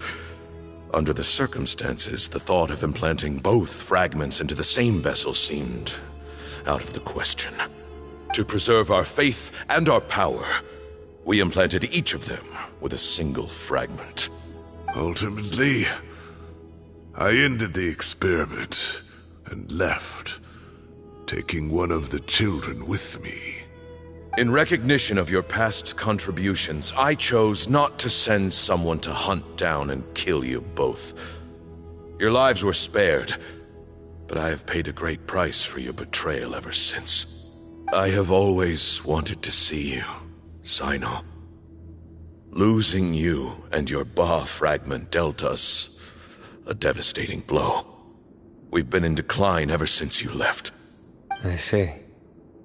So that's how I gained my power. Look, in essence, I borrowed your Ba fragment for a decade or so. And now you are seeking justice. If you want to take my life, then so be it. I'm an old man now anyway. But you cannot lift a finger against Sino. He is the General Mahamatra. Your actions would be seen as a declaration of war against the Academia. I'm sure you don't remember anymore, dear Sino, but you've met us all before. You were so young then, when we all gathered around and celebrated the revival of our Lord. You and he, Sethos, you were our final hope. You'd like me to return my power? As a follower of Hermanubis, I have allowed this power to remain in the rainforest for far too long. Now, it is time to reclaim it. That power is not yours to reclaim. Sino was chosen by the gods. You cannot take what they have bestowed. You are wrong. Sino was chosen, but he was not the only one. My child, Sethos, has the same gift as he. So those are your terms for freeing the professor? Despise me all you want. My sins are my own. The Temple of Silence is an innocent party. It is because of my foolishness all those years ago that the Temple's glory has waned. And now I must take responsibility for the decision I made back then. So what you're saying is, the power of one Ba fragment is not enough? You're asking me to return the one in my possession, so it can be implanted in him instead? Divine power causes great suffering to those who wield it. How do you know that Sethos would be able to withstand it? He is no longer a small child. But regardless, this burden is ours to bear, and your objections mean little given that you turned your back on us long ago. Both my heart and mind are telling me that what you are proposing is a terrible idea. However... Don't listen to him, Sino. That power is no more yours to give than it is his to take. You have to understand. I know. But if this is a question of your freedom, versus a fragment of power, then there is nothing to debate. Sorry to interrupt, but in my view, there are a number of contentions here that still need addressing. Say that Cyno refuses to return his power, and you also refuse to release Cyrus. Then, we are at an impasse. I find it hard to believe that you went to all this effort without planning for that possibility. You're trying to gauge where we stand while keeping your remaining cards close to your chest. Well, my stance is, put the rest of your cards on the table. Then we can have a discussion. Wait, those ears. So, we have a descendant of the Valuka Shuna in our midst. Splendid! Fate smiles upon us after all. Everything we have longed for, Hermanubis will provide. Perhaps this very day we'll...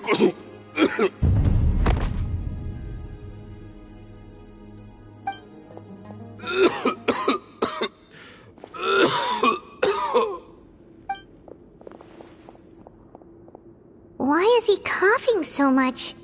He looks like he's in really bad shape.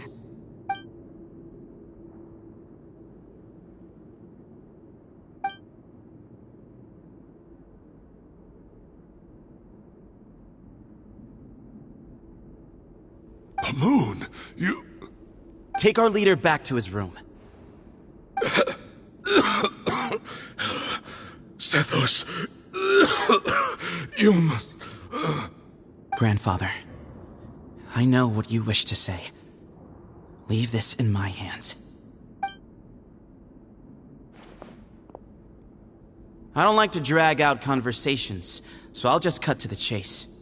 Had Cyrus not stopped the experiment all those years ago, the plan would most likely have been a success. The wisdom of Hermanubis would have been ours. Still, it's no use talking about what-ifs. We cannot change the past. I'm not like my grandfather. The Temple of Silence has a grand legacy and a sacred duty to fulfill. So it's somewhat inevitable for the leader to have an inflated sense of self. But I see things a little differently. I don't believe the temple has the same stature that it once did. Time has worn away at its prestige and changed things almost beyond recognition. So I'm not going to force your hand. You're all free to leave. Except for Cyrus. My grandfather gave him his chance once, and now I'm giving the rest of you yours. You have courage and wise judgment, kid. Reminds me a lot of Bamoon in his younger years. I truly wish that the temple would take an objective look at the academia of today. You've been to the city yourself. I'm sure you've seen that much has changed for the better, and things will only continue to improve. Why not consider cooperating with the academia once more? If you hadn't betrayed my grandfather, I might well be open to persuasion. But it's a bit too late for that now, Cyrus. Tainari made a good point earlier. He said there has to be more to your plan than this, and I agree. All you and Ba Moon are after is the Ba fragment. The professor will accept whatever fate you deem fit for him out of a sense of guilt. I am the one who has a choice to make. And that's how it was always going to be. Ultimately, you want to trade the Ba fragment for the professor, correct? I'm glad to see you're giving it some serious consideration. I won't forsake my professor, nor do I intend to run from a problem that I must face sooner or later. Give me one night to make my decision. That works. Then I'll be waiting to hear your verdict, Cyno. Oh, my grandfather still has a fair few things he wants to say to Cyrus, so I'll be escorting him back now.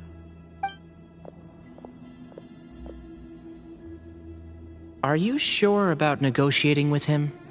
I need to think this through. Everyone, let's meet again later tonight. Until then, take some time for yourself. Alright, well, don't put too much pressure on yourself, Cyno. If you need any help working things out, just come and find us.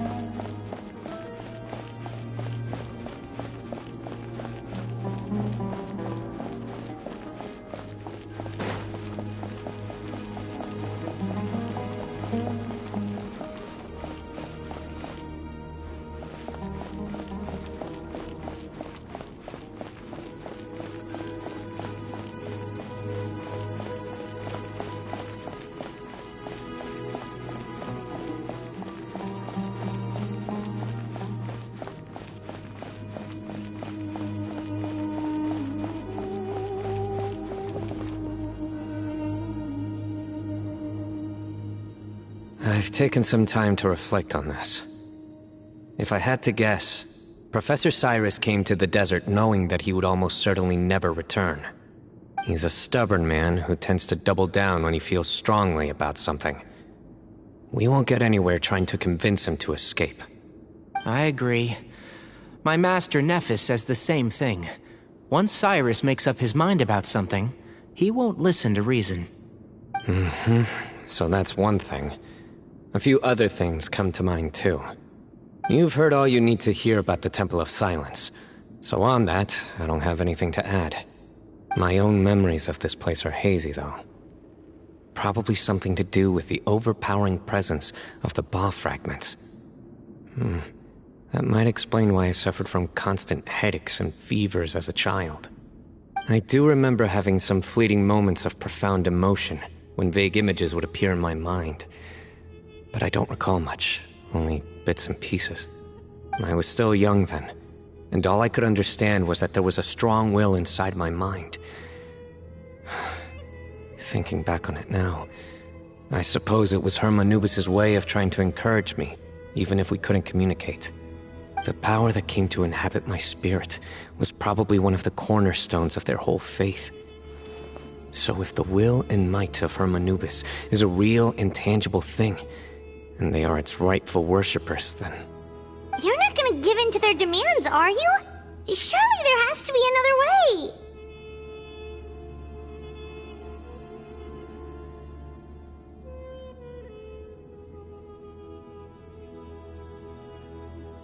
No. I have no intention of returning it. I need this power to protect Sumeru. But the temple has the right to make the final decision over its fate, since it belongs to one of the 7 pillars of King Deshret. So I will challenge them head-on, and win the right to wield this power for myself, fair and square. This reminds me of something Alhaitham mentioned to me just before we left.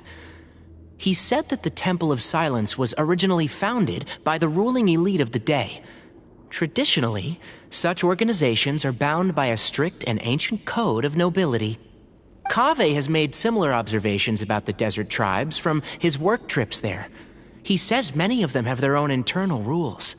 They talk about the importance of never dishonoring their tribal bonds, or the rules laid down by their ancestors. I think we could turn that to our advantage.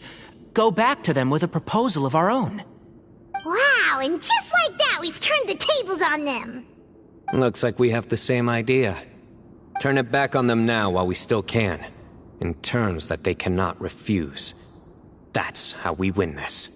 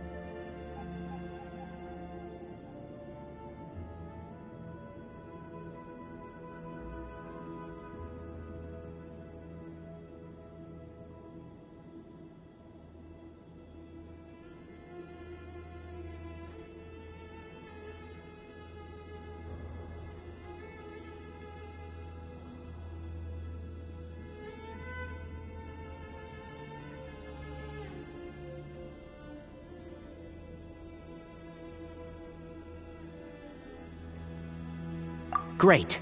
And I know just how to start the conversation. Let's go find Sethos. We'll tell him that I know a thing or two about medicine and would like to take a look at his grandfather's condition.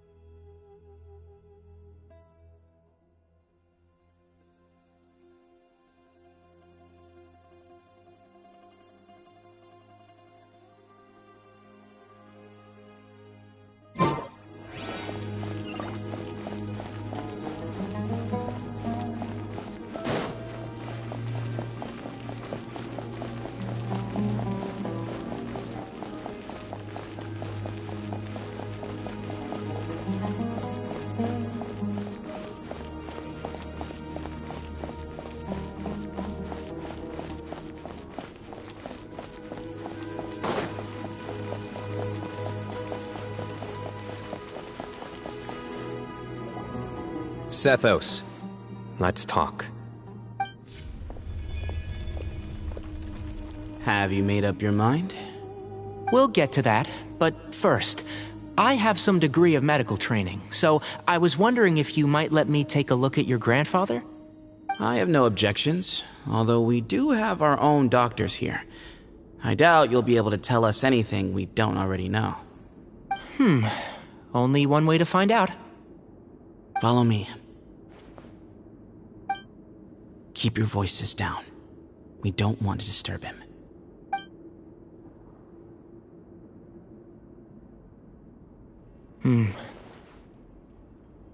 Let's talk outside. Ba-Moon has fallen into a deep coma, and his prognosis is quite grave. I'm sure that your physicians have come to the same conclusion. He appears to have sustained a serious injury in his youth, which has been exacerbated over the years by the heavy burden of work and now by the effects of old age. Regretfully, I must inform you that based on what I've seen with patients in a similar condition, he doesn't have long left. A few days at most. Yeah. I've known for a long time. You're his heir, aren't you? You clearly have a lot of respect for the man. But you also see things differently. You have a broader range of concerns and a more pragmatic approach.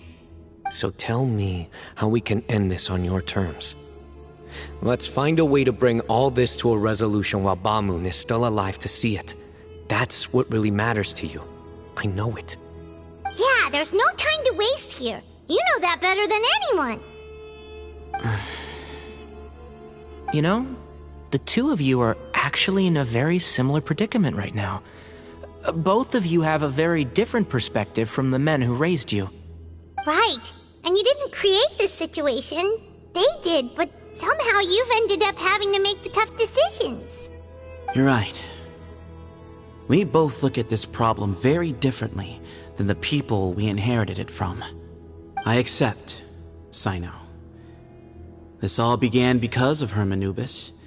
So let's end it with the rite he himself created. Legend has it that when Hermanubis first arrived in Tuletula, he sparred with the city's residents. He and his two companions proved their mettle by fighting over several days, winning the support of many fine people. That group of supporters were some of the first members of the Temple of Silence, and the sparring matches were enshrined as one of our founding rites, the rite of duels. It's where it all began. Sounds very fitting. I'm in. As a fellow vessel of Hermanubis, your ties to the Temple of Silence run deep. So I will permit you to participate in this rite, along with your chosen companions. 3 against 3. Sounds good. However, I have some additional terms. As the challengers, you must win all 3 of your fights to win. And Sino, both of us must put our Ba fragment on the line. The winner takes them both. Letting Cyrus leave with one of the Ba fragments was a mistake, made by my grandfather out of pity. It is a long-standing issue that must be addressed for the Temple of Silence to move forward. I can make no concessions on that front. None needed. We're on the same page. If I win, the Temple of Silence must release Cyrus, and consider this past dispute resolved. If you win, I'll return my power to you. It's a deal. Then let's meet at the ceremonial hall tomorrow evening, 8 o'clock.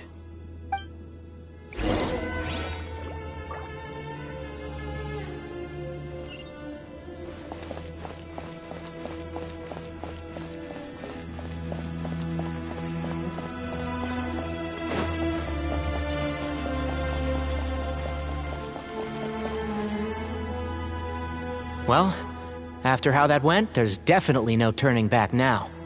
There never was. Turning back hasn't been an option for me since the moment the professor slipped away to return to the desert. You have to win. You need this power, both as General Mahamatra and for yourself. Yeah, that's right! Besides, it stayed with you ever since you were a small child. Surely that's a sign it thinks of you as its rightful owner. Both as General Mahamatra and for myself. Yeah, when you put it that way, I've had to overcome a lot to tame this power and claim it for myself. Not everyone could have done that. Exactly!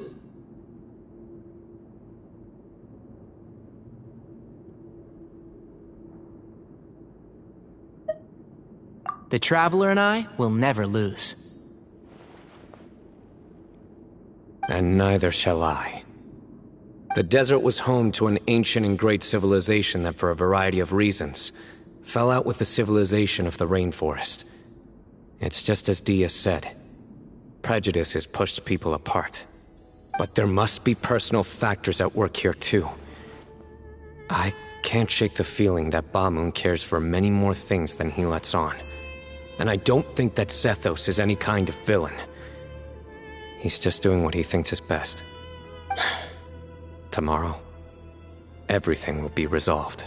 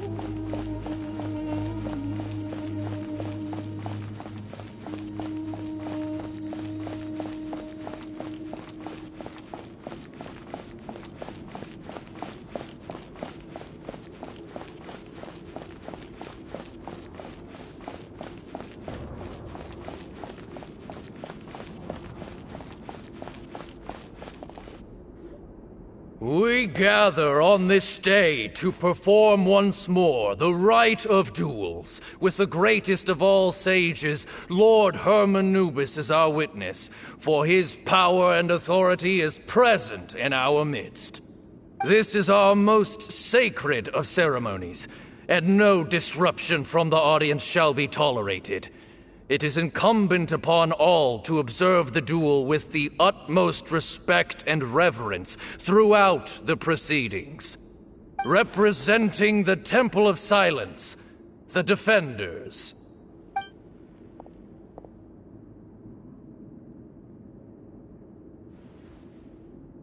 Grandfather, you're here. A rite of duels after all these years. I am surprised by your decision, Zethos. I know what I'm doing, Grandfather. Just leave it to me. Representing the Academia, the Challengers. Ready. We will fight to have our voices heard. Warriors, take your positions and decide on the order of battle. We come not to debate what brings our challengers here, nor what will become of the defeated duelists. Duelists, the might of Hermanubis himself is at stake here. Now, fight. Fight until the rightful victor is proclaimed. Huh? Are you sure? I agree. She's very strong. Sending her out first will definitely intimidate the opposing side. Okay, then you're second. Sure. We have decided. So have we. Let's begin. Duelists of the first bout, please step forward.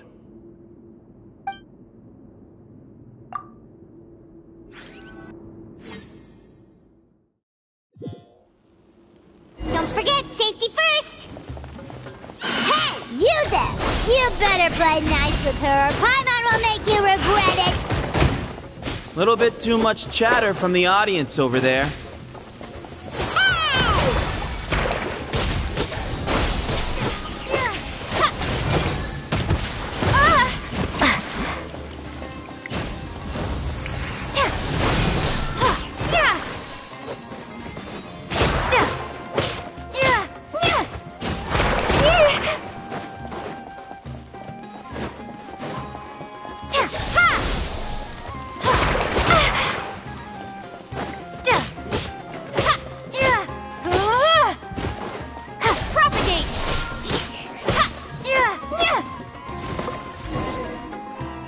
A swift end to the first bout.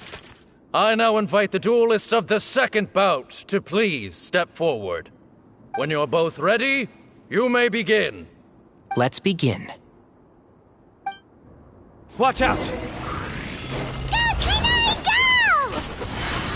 He drank plenty of water before the bout, so he should be fine.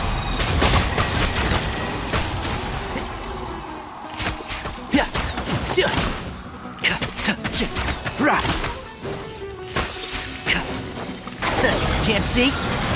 Keep up.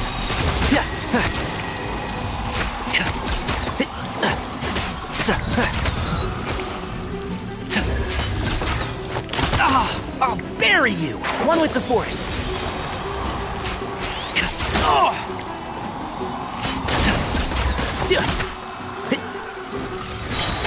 I hear everything. Can't see?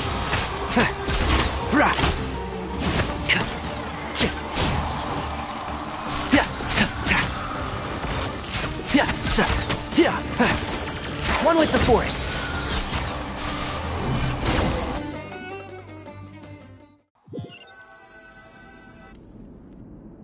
Thus ends the second bout. We will now move to the third bout. Duelists, please step forward. I'm ready. So am I. This is the final stage of the rite. I remind you both that the terms you agreed upon in advance are binding. When you're both ready, you may begin.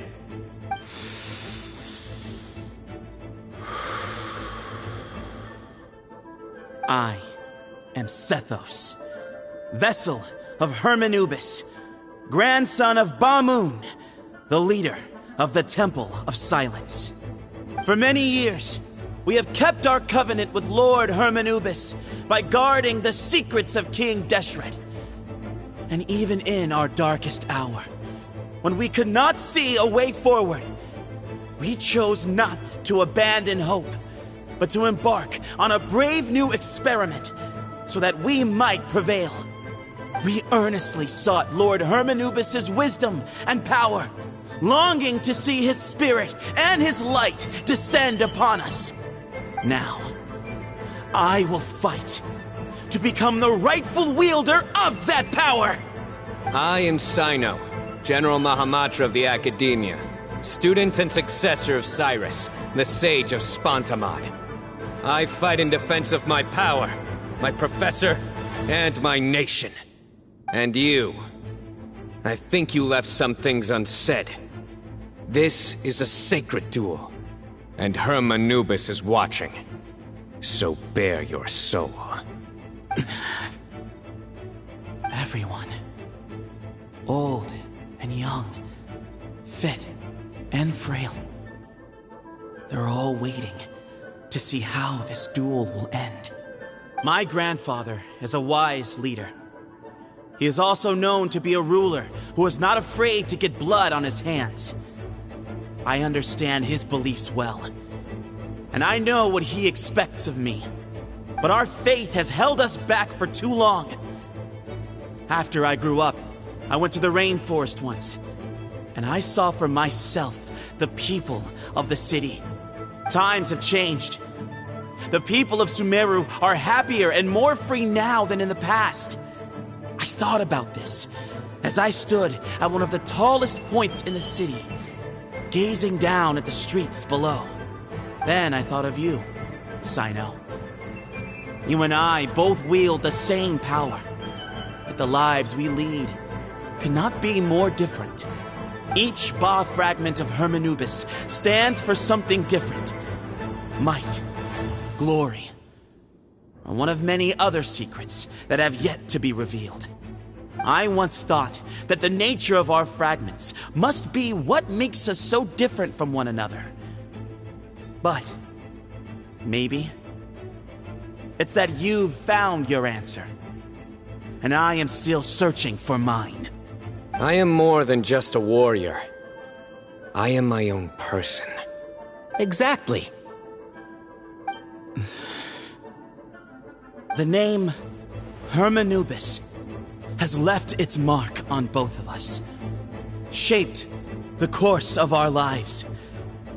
We are his vessels, and yet we are more besides. So show me your answer, Sino. Show me I can be more than my faith, more than the power I wield. Show me the person I can become!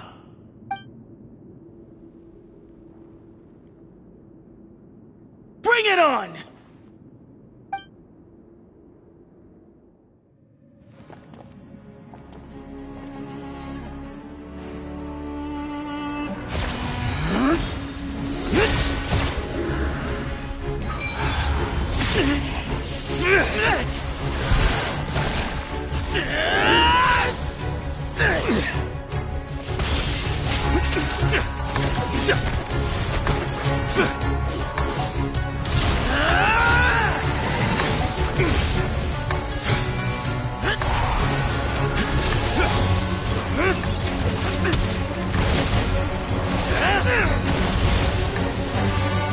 That's all you've got?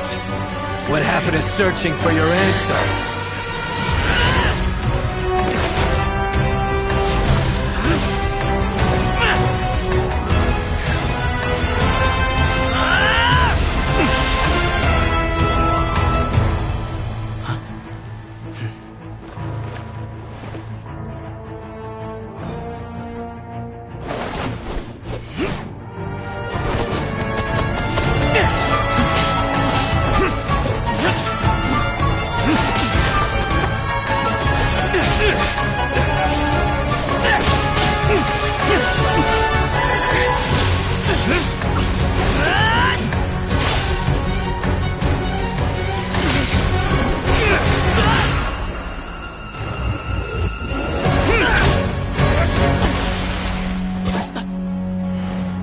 Fight's over. Do you yield? You won. Well then, looks like you found your answer.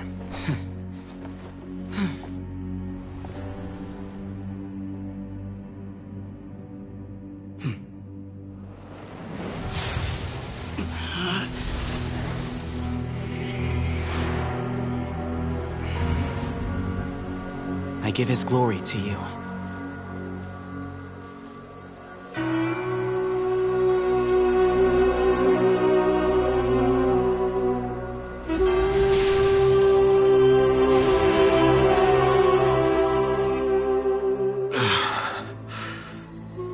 I've seen that light. That is the light of our Lord, the great Hermanubis, priest over all other priests. His spirit dwells within that lightning, and his will lives on.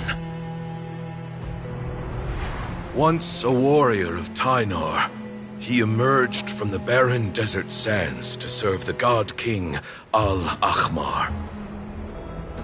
After the death of the god king, Hermanubis gathered his followers and the Tynarian priests and led them to the city of Tule-Tula. There, they founded the Temple of Silence, and from that day forth, we became stewards of all knowledge that survived from King Deshret's civilization. Barely a century passed before war ravaged the desert. One by one, Eremite leaders took up arms against each other in battles that would devour what little remained of their civilization. only the wise city of Tule Tula was spared under the guiding hand of the Tainarians. But peace did not last. Coveting the knowledge of King Deshret, the beasts set their eyes on Tule Tula. The king of Gurabad laid siege to the city and ordered the sages to surrender to him the Temple of Silence as proof of his victory. The ruling elite colluded with their oppressors, betraying the temple so as to hold on to their rule over the city. They declared that the knowledge guarded by the temple was the true cause of corruption. These were dark days, and we faced enemies on all sides. Our Lord had long since exhausted his strength, keeping the forbidden knowledge introduced by King Deshret at bay. To ensure the temple's continued survival, he broke his being into many pieces and began the ceremony of Hermanubis' legacy, bestowing his power upon his mortal followers. With this power, the temple was able to defeat the tyrant's army. Yet, we were not hailed as heroes. Strange and unfamiliar as this power was, it struck fear into the people's hearts and drove them to reject us. In the end, the people of the temple and the Tule Tula Tainarians left the city for good and made their way to the rainforest. What followed next was inevitable. The elite of Tule Tula fell and were decimated. War engulfed the desert. And we wandered from place to place, always in hiding, all the while keeping close watch over our secrets and staying true to our mission. Betrayal forced us out of the desert and into the forest. Then mistrust drove us from the forest into the desert once more. We have lived in exile for far, far too long. Yet, today, the Temple of Silence has borne witness to the glory of Hermanubis once more. Thank you.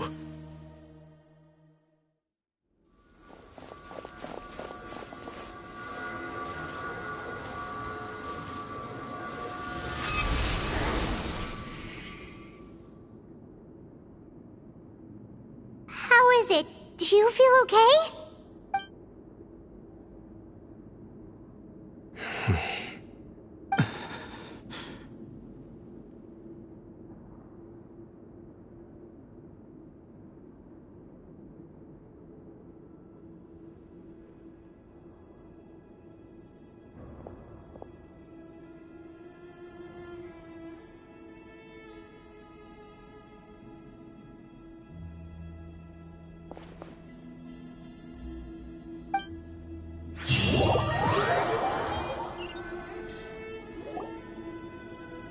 Grandfather.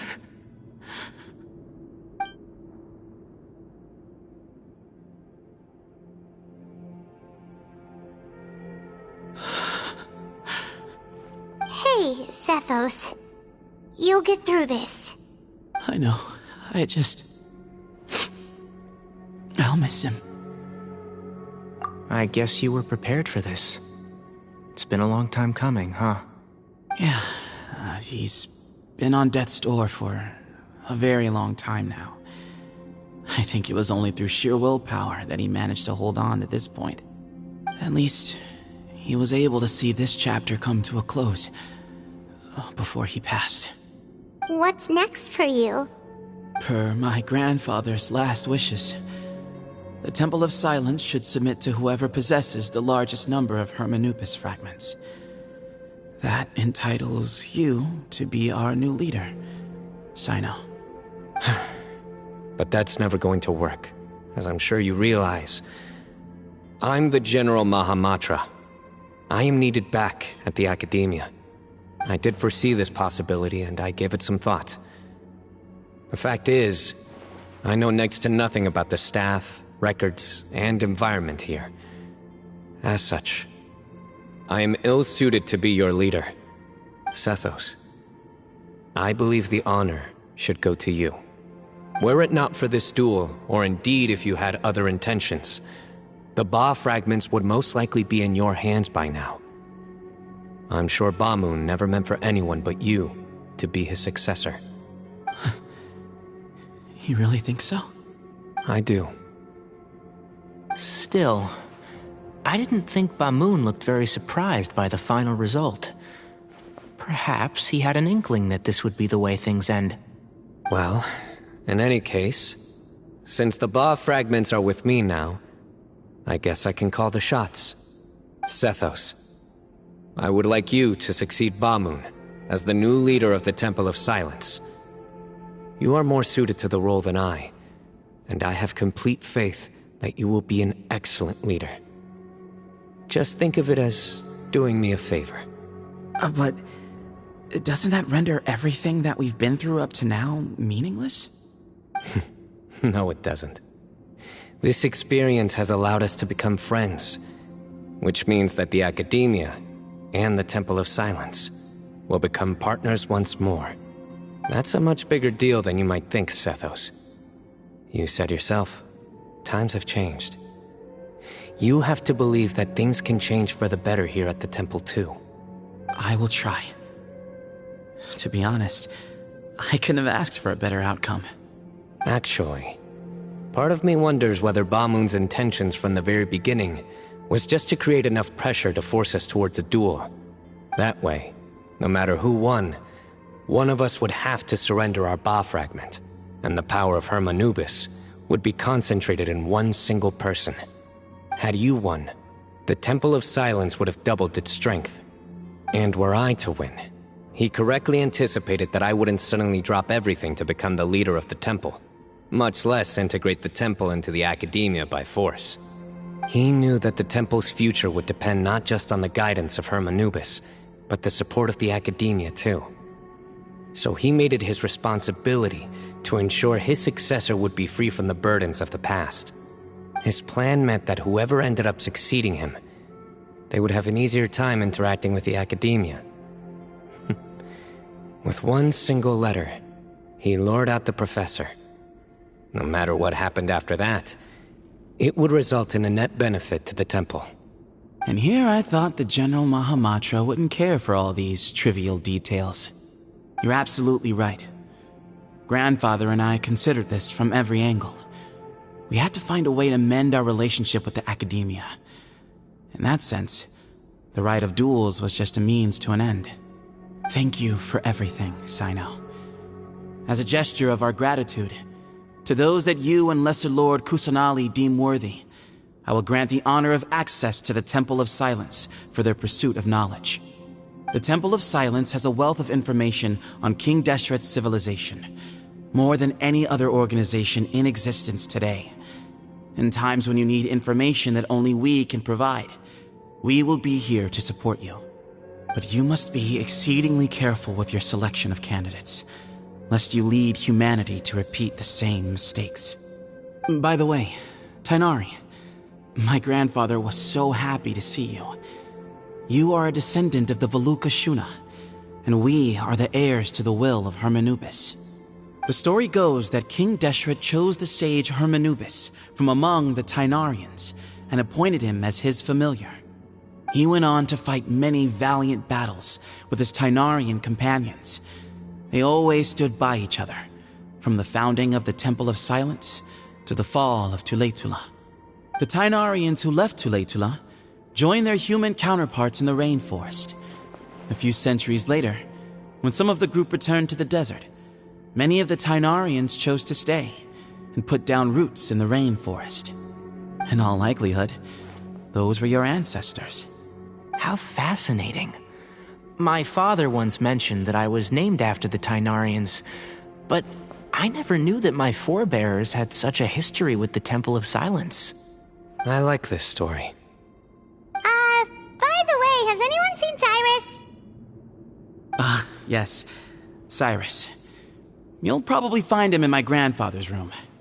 He wouldn't show it in front of me, but I think he still has many fond memories of my grandfather. If it's true that you and your grandfather really planned for everything to turn out this way, then I guess he didn't really resent Cyrus as much as he appeared to. Who knows? Perhaps all of us. You, me, and Cyrus. We're all just pawns in my grandfather's plan to set things straight. He was awful like that. Someone's got to make the decisions when history is at a crossroads. I will make a detailed report on all of this to Lesser Lord Kusanali, and arrange for an official delegation from the Academia to come and meet you in the desert. I'm sure you'll have lots to attend to in the days ahead. But once things return to normal, please come and visit the rainforest again. You should stay for a few days this time, and start to build some relationships. If we're going to work together, both sides have to get to know one another better. I will. Alright, well, bye for now, everyone. I'll be seeing you. See you soon. Come hang out with us anytime.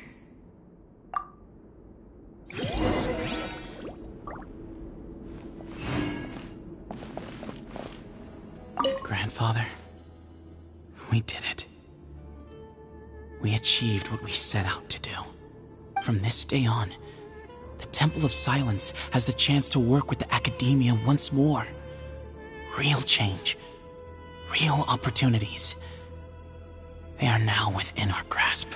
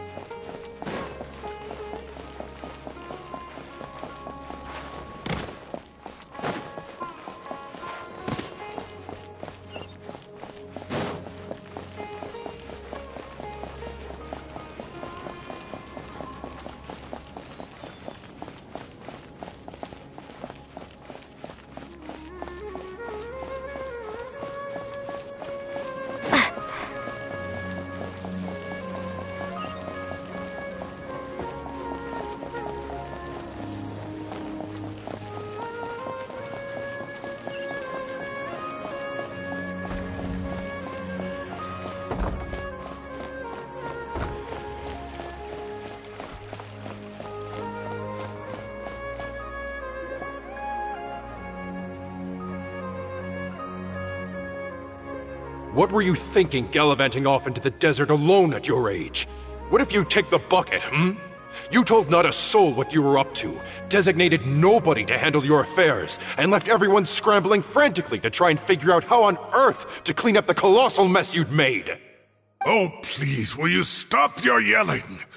What other choice did I have? What do you mean, what other choice? Do you mean to tell me that after all your years of learning, and sagehood no less, the only idea you could conjure up in that white-haired walnut of yours was to shoot off into the unknown like some hot-headed 20-year-old adventurer? A one-man suicide mission, hmm? That's the best idea that one of the finest minds of a generation could come up with, is it? It astounds me that you survived the journey, and you're lucky that Ba Moon didn't finish you off when you arrived. All right, all right. Honestly, the way you're going off on me, it's like you wish you'd been there to lend him a hand. Does it mean nothing to you that I'm your colleague and former classmate? I've got nothing more to say. What's the point of berating an old bag of bones? What do you mean, bag of bones? I'm a flesh-and-blood hero who, despite his old age, saved our General Mahamatra from being stripped of his powers. Okay, look. Fine, I admit it, I was in the wrong. How can I make it up to you? What about, a month's work at the Academia? 1 month? Try 3. Inari's master is really laying into Cyrus. Let's give them a wide berth. Professor brought this on himself. Don't pay any attention to him. Wow, I haven't seen Master get this riled up in a long time. The last time he chewed someone out like this must have been back when I was still a student. I think I'll go around and update everyone. Tell them the situation's resolved. Want to come with me? We can go for dinner afterwards. My treat. You in? Makes sense. I'm in. Hyman's coming too! Let's go!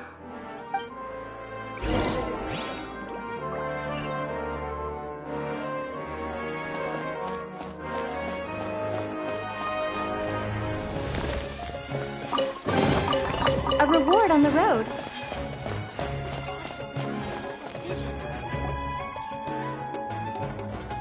Hey, Kale. You're back! Well, look who we have here. Would you mind explaining to me what has been going on this past few days? I heard you all ran off into the desert and got embroiled in a major catastrophe. All taken care of. That does not answer my question. How could you be so careless? That goes for you as well. Yes, and you too.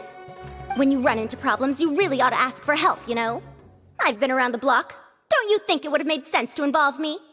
And let's not forget, I know the desert like the back of my hand. Now would not be a good time to attempt to argue with Farazan. You're right. Mm-hmm. It's not the first time that I've had to talk to you about this sort of thing either. You need to learn that there are times when the right thing to do is get a more experienced member of staff involved. Do I make myself clear? Because if you don't, Kale, please do something. He's giving me the signal. All right, guess it's time to play my ace in the hole. Say, Madam Farazan, I can see you're pretty upset, but, I was just wondering, remember that time you offered to give me a tour of the Academia? Does that offer still stand? Huh? Wait, did I hear that right? Kale, you remember? Wonderful. Well, of course the offer still stands. Come on. Madam Farazan will show you around the old classrooms.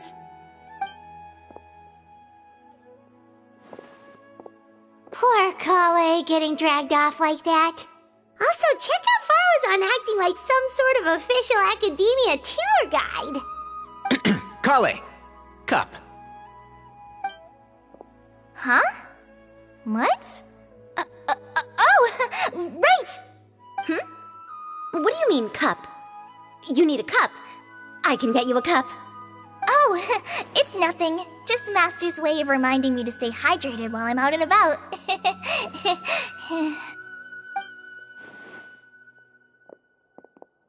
It's code for let's reconvene at the cafe.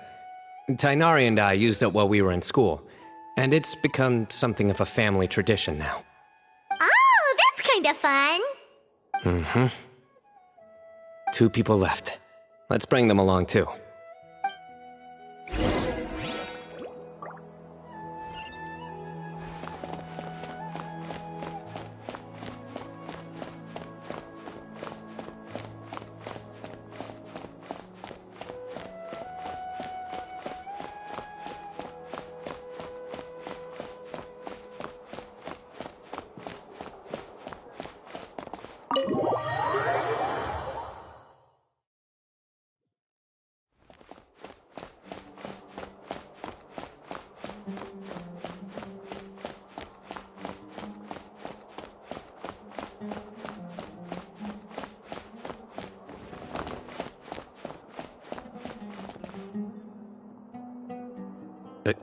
Am I hallucinating? Or do I see Kaveh and Alhaitham engaged in diligent studying? We're just reorganizing all the books we used. Look, there's a whole mountain of them. There's no rush. Nobody reads these books anyway. My sincere thanks to you both. Yes, with your help, we resolved the issue rather swiftly and painlessly. And the outcome was better than we could have hoped for.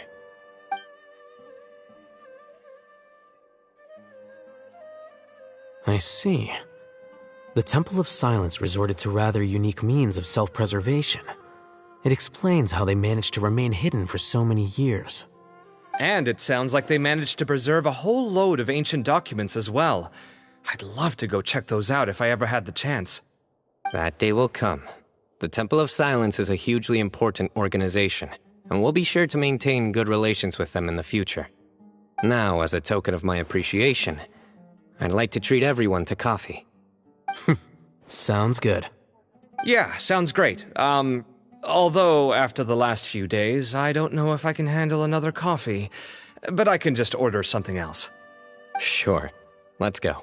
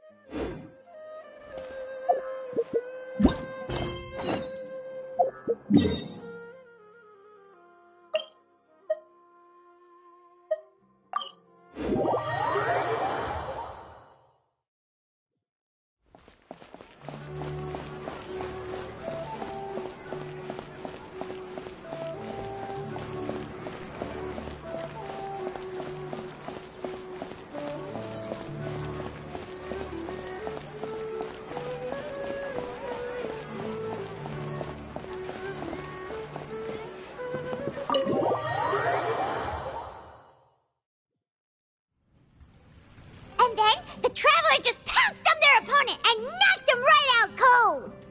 Then there was Tainari. He put up an amazing fight too. We ended up winning all 3 bouts. Whoa. Part of me wishes I'd been there to see it, but I'd have been biting my nails off worrying about you guys. A truly edifying account of the events. Bereft of detail, but it has livened up the room all the same. Hey, Paimon included all the juicy details. The Traveler just pounced and then waved their sword like this, then spun around and blocked.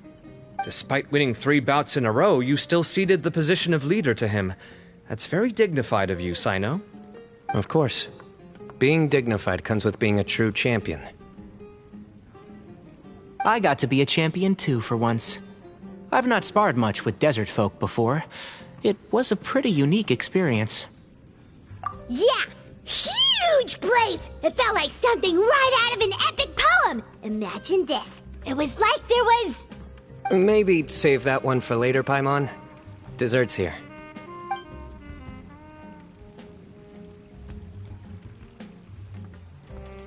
I think that'll do me for today. Shall we stop off at the House of Dana again before heading home? We should probably finish putting all those books back. My thoughts exactly. See you around. I should get going as well. See you all later. Make sure you get some good rest tonight. I need to go say thanks to the Core 30 for their help. Also, Sir Nephis says he wanted to introduce me to some of the Academia's work processes. So, I gotta dash too. Kale's come a long way. She's much more confident at dealing with other people these days. Everyone's a work in progress. You never stop learning. Yeah, true.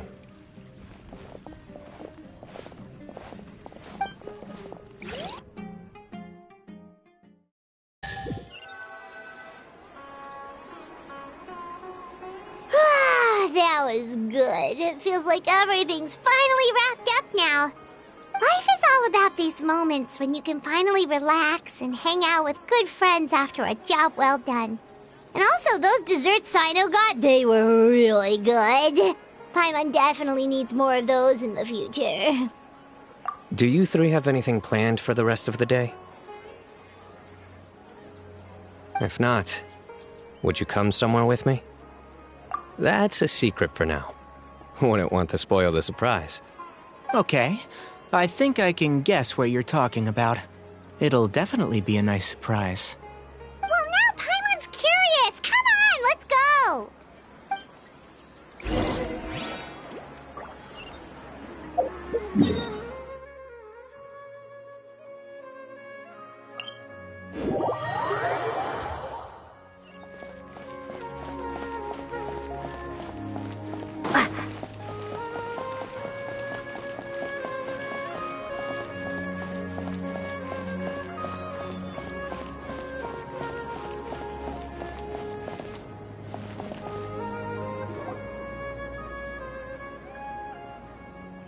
Been a while since I last made my way up here. Wow, look at this place! We're so high up! Need any help?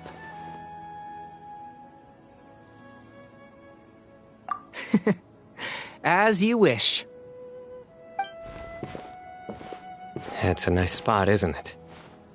What a great view! We're so high up, we can see for miles! Traveler. Turn around.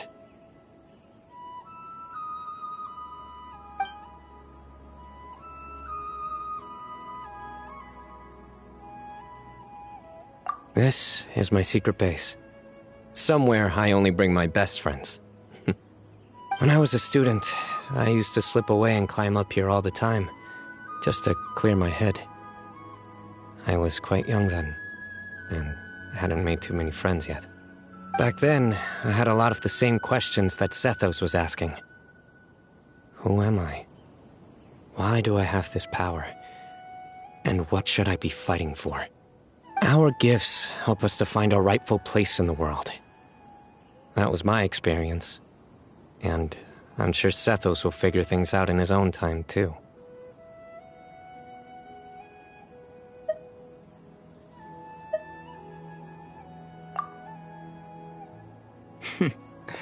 You two really are like brothers. I feel the same way. Of course. I see no need to be humble when it comes to the facts. I still remember one time when we came up here to chat and do our homework. Sino accidentally dropped a fruit. Luckily, he has fast reflexes, so he caught it just in time. That was the one and only time. Nothing will ever slip through my fingers again. Those were good times. I kinda miss the student life. You know, Paimon really shouldn't be able to imagine Sino doing something like that, but for some strange reason, the mental image is coming through clear as day. Then make it stop. There's somebody there. It's Professor Cyrus. You guys carry on without me. I'll be right back. Okay. Huh? Hey, you're not supposed to jump down! Be careful!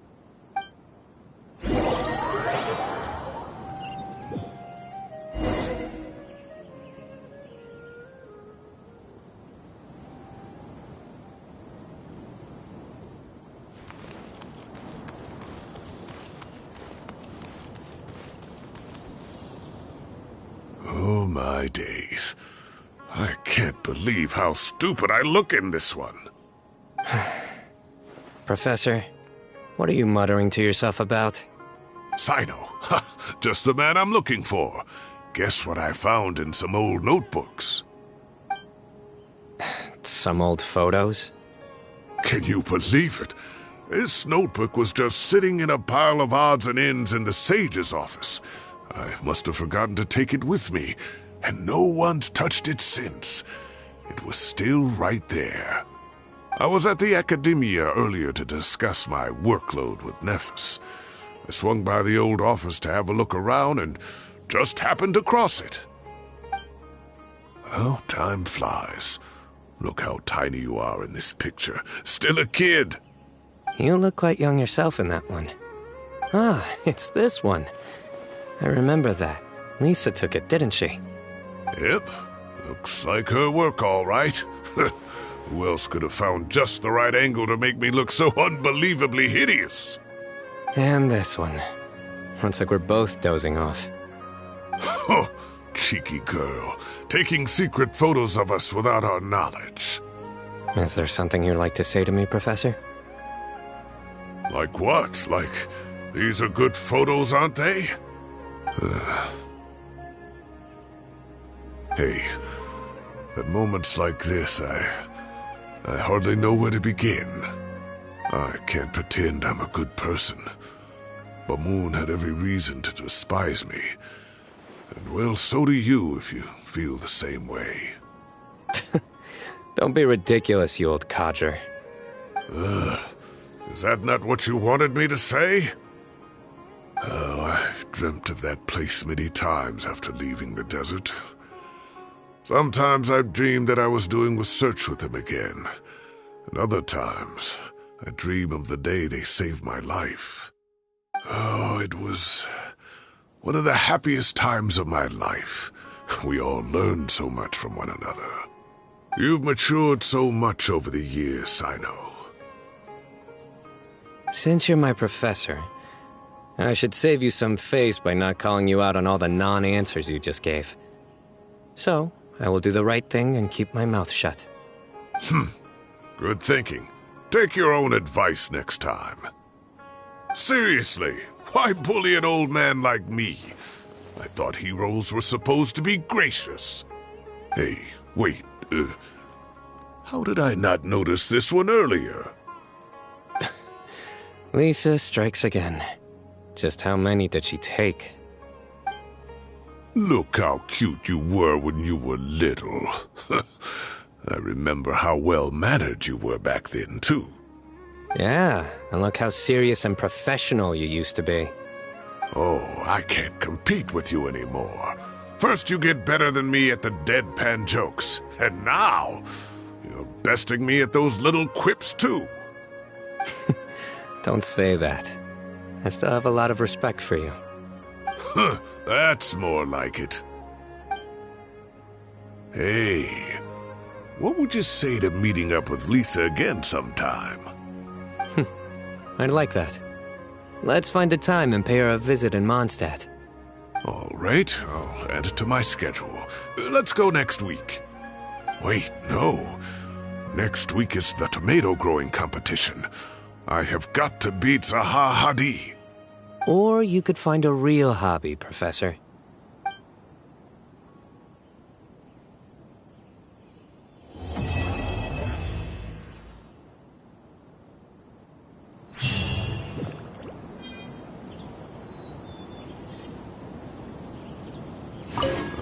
Time has passed too quickly. The children have all grown up. But it turns out grown-up kids are no use. When Nephis comes after me, Cyno still can't do anything to protect me. Oh, that boy. Great view today. This atmosphere calls for a joke out of left field, to catch the listener unawares.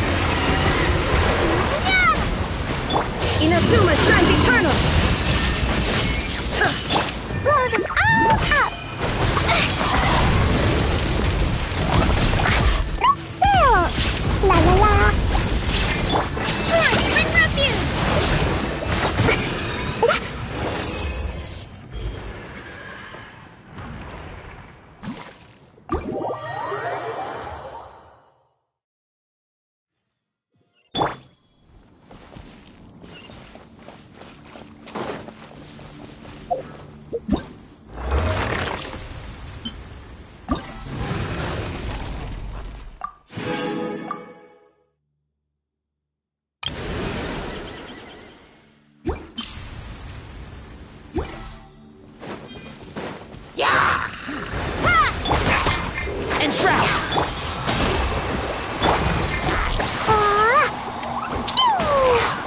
Jumpy Dumpty Go!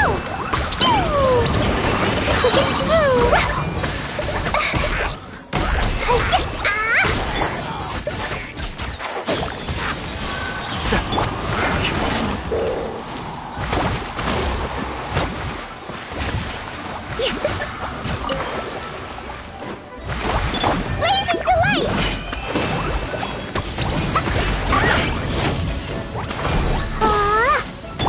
I'll uproot you! One thing after another! Allow me! Not really! Dumpy Dumpty!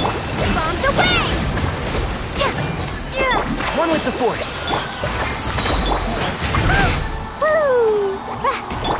Covenant of the Deep! Hold the line!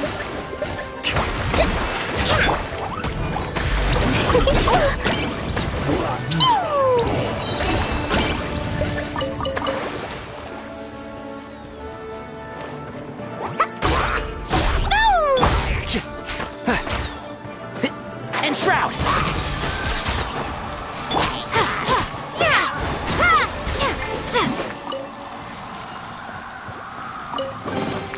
I'll keep this close.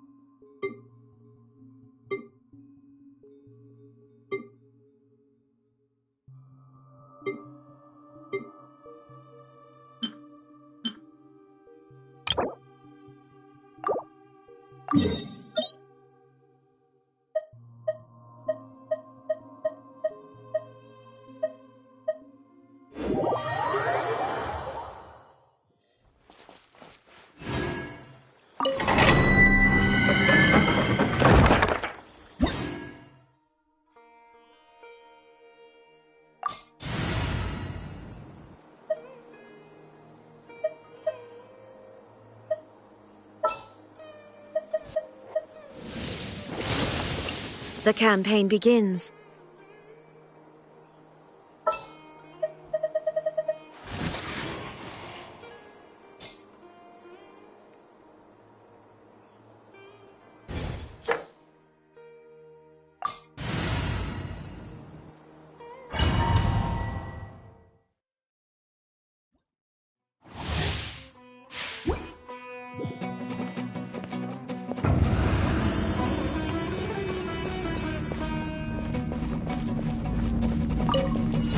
Illusion shattered! I hear everything! Run all up! Boing, boing, boom! Rust and rebuild! Shine down!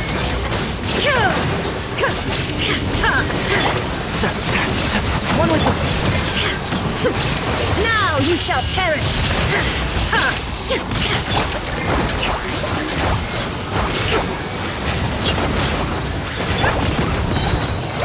Blazing to light!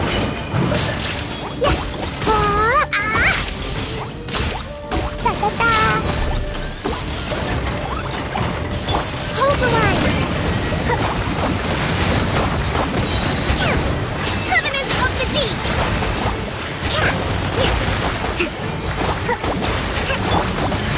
Let's nip that in the bud and shroud!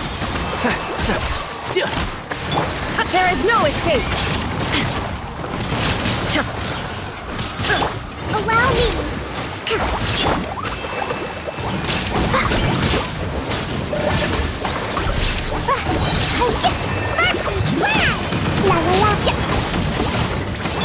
Inazuma shines eternal! Shine down! I'll uproot you! Keep up! Rest and rebuild!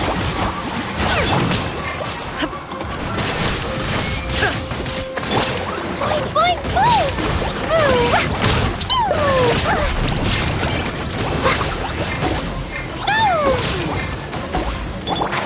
Can't see? Let's nip that in the bud! Billowing surge! Blow them all up! Da-da-da! Hi-ya! Boom! Boing, boing, boing! Torn to oblivion! There is no escape! I hear everything! And shroud!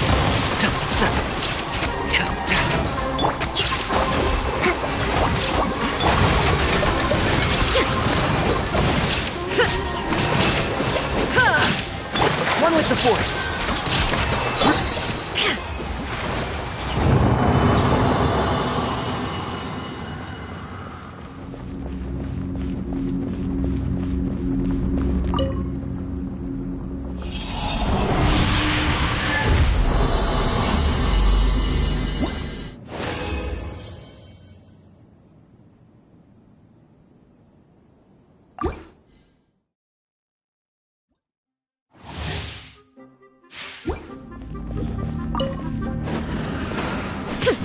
I'll uproot you!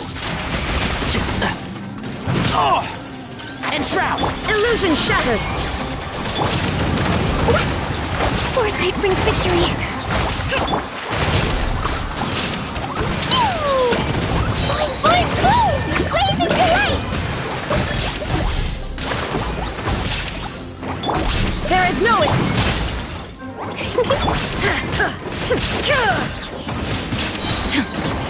Now ye shall perish! Covenant of the Deep! Allow me! Let's nip that in the bud. Can't see? Illusion shattered!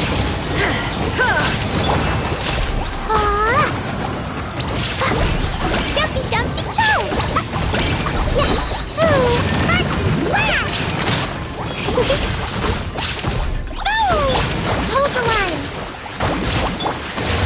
into oblivion! Shine down!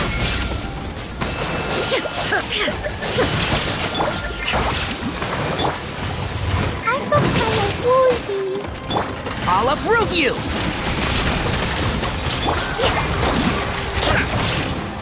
Rest and rebuild! There is no escape! Torrent, bring refuge!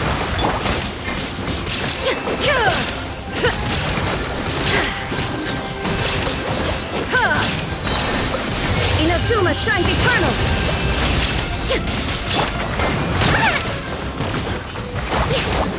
Hold the line!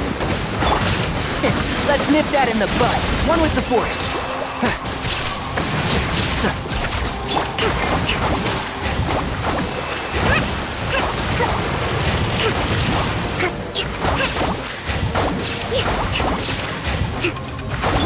I hear everything. And Shroud. Allow me! Blazing delight! Pew! Boing, boing, boom! Jumpy, jumpy, boom! Illusion shattered! Can't see? Now you shall perish! I'll uproot you! Covenant of the Deep! Hold the line!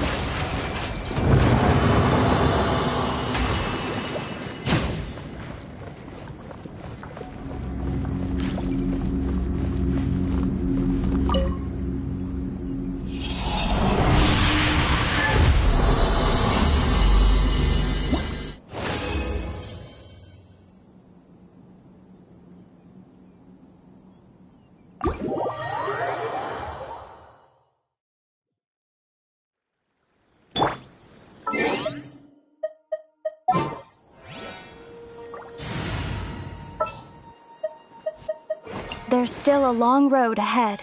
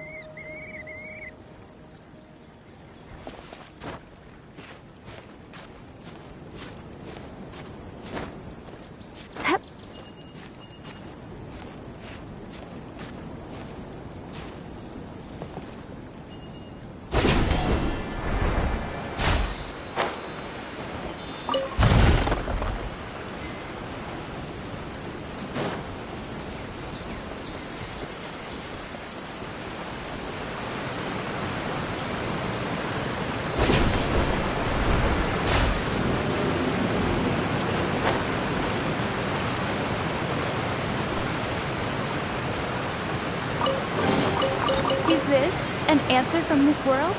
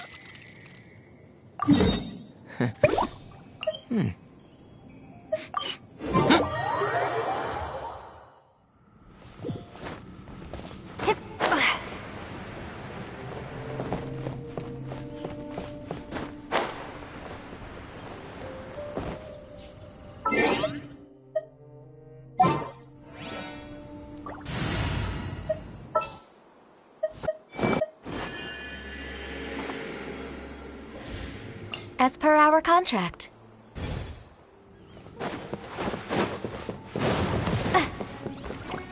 Water jet! Rest and rebuild!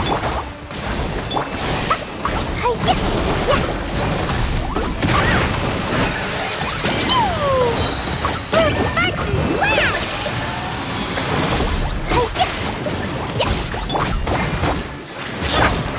Water jet! Born of ice and frost. Hold the line! Uphill battle. All hail. No touching. We're way behind. Boing, boing, go! Jumpy, jumpy, go!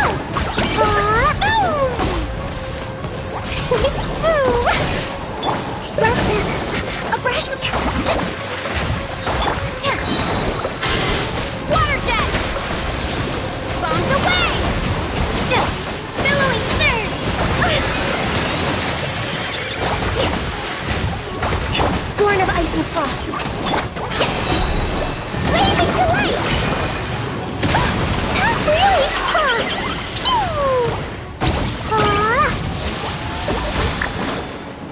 Jumpy, jumpy, go! I forgot.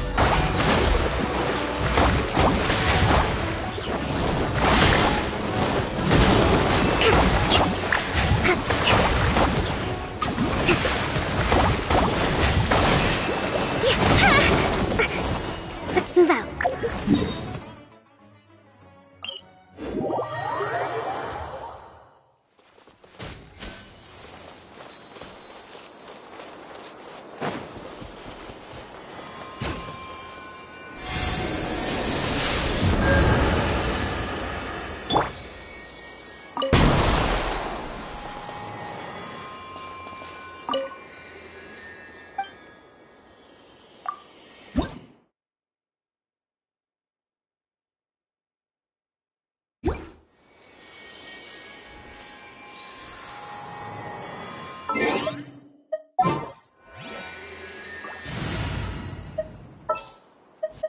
What is the situation?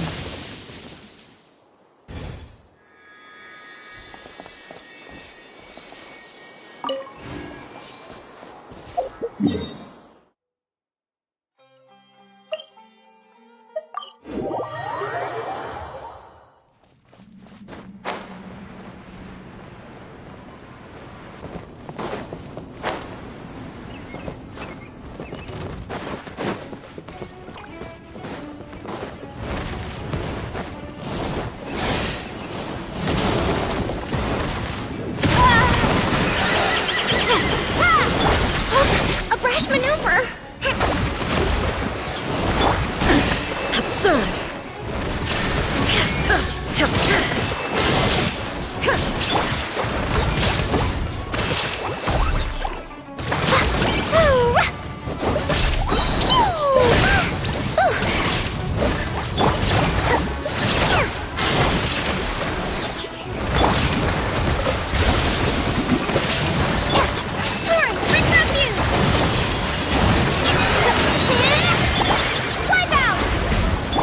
Inazuma shines eternal!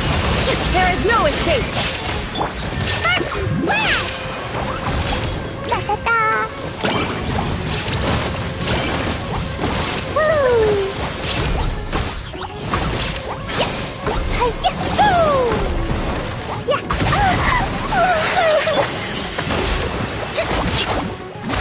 Illusion shattered!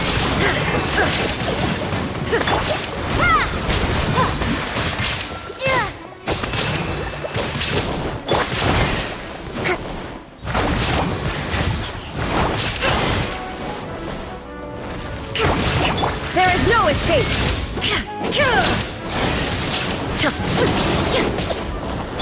Rest and rebuild! Go! Torn to oblivion! Illusion shattered!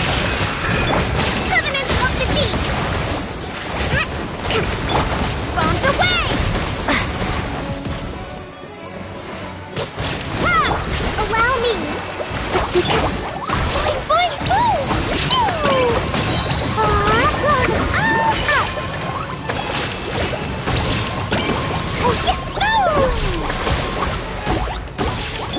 There is no escape! Rest and rebuild!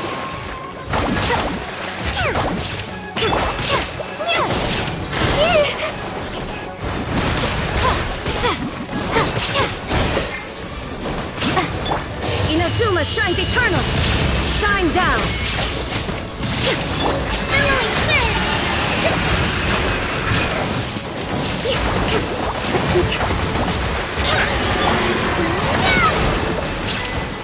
Water! Dumpy Dumpty go! Boing boing boom! Blazing delight! Yeah!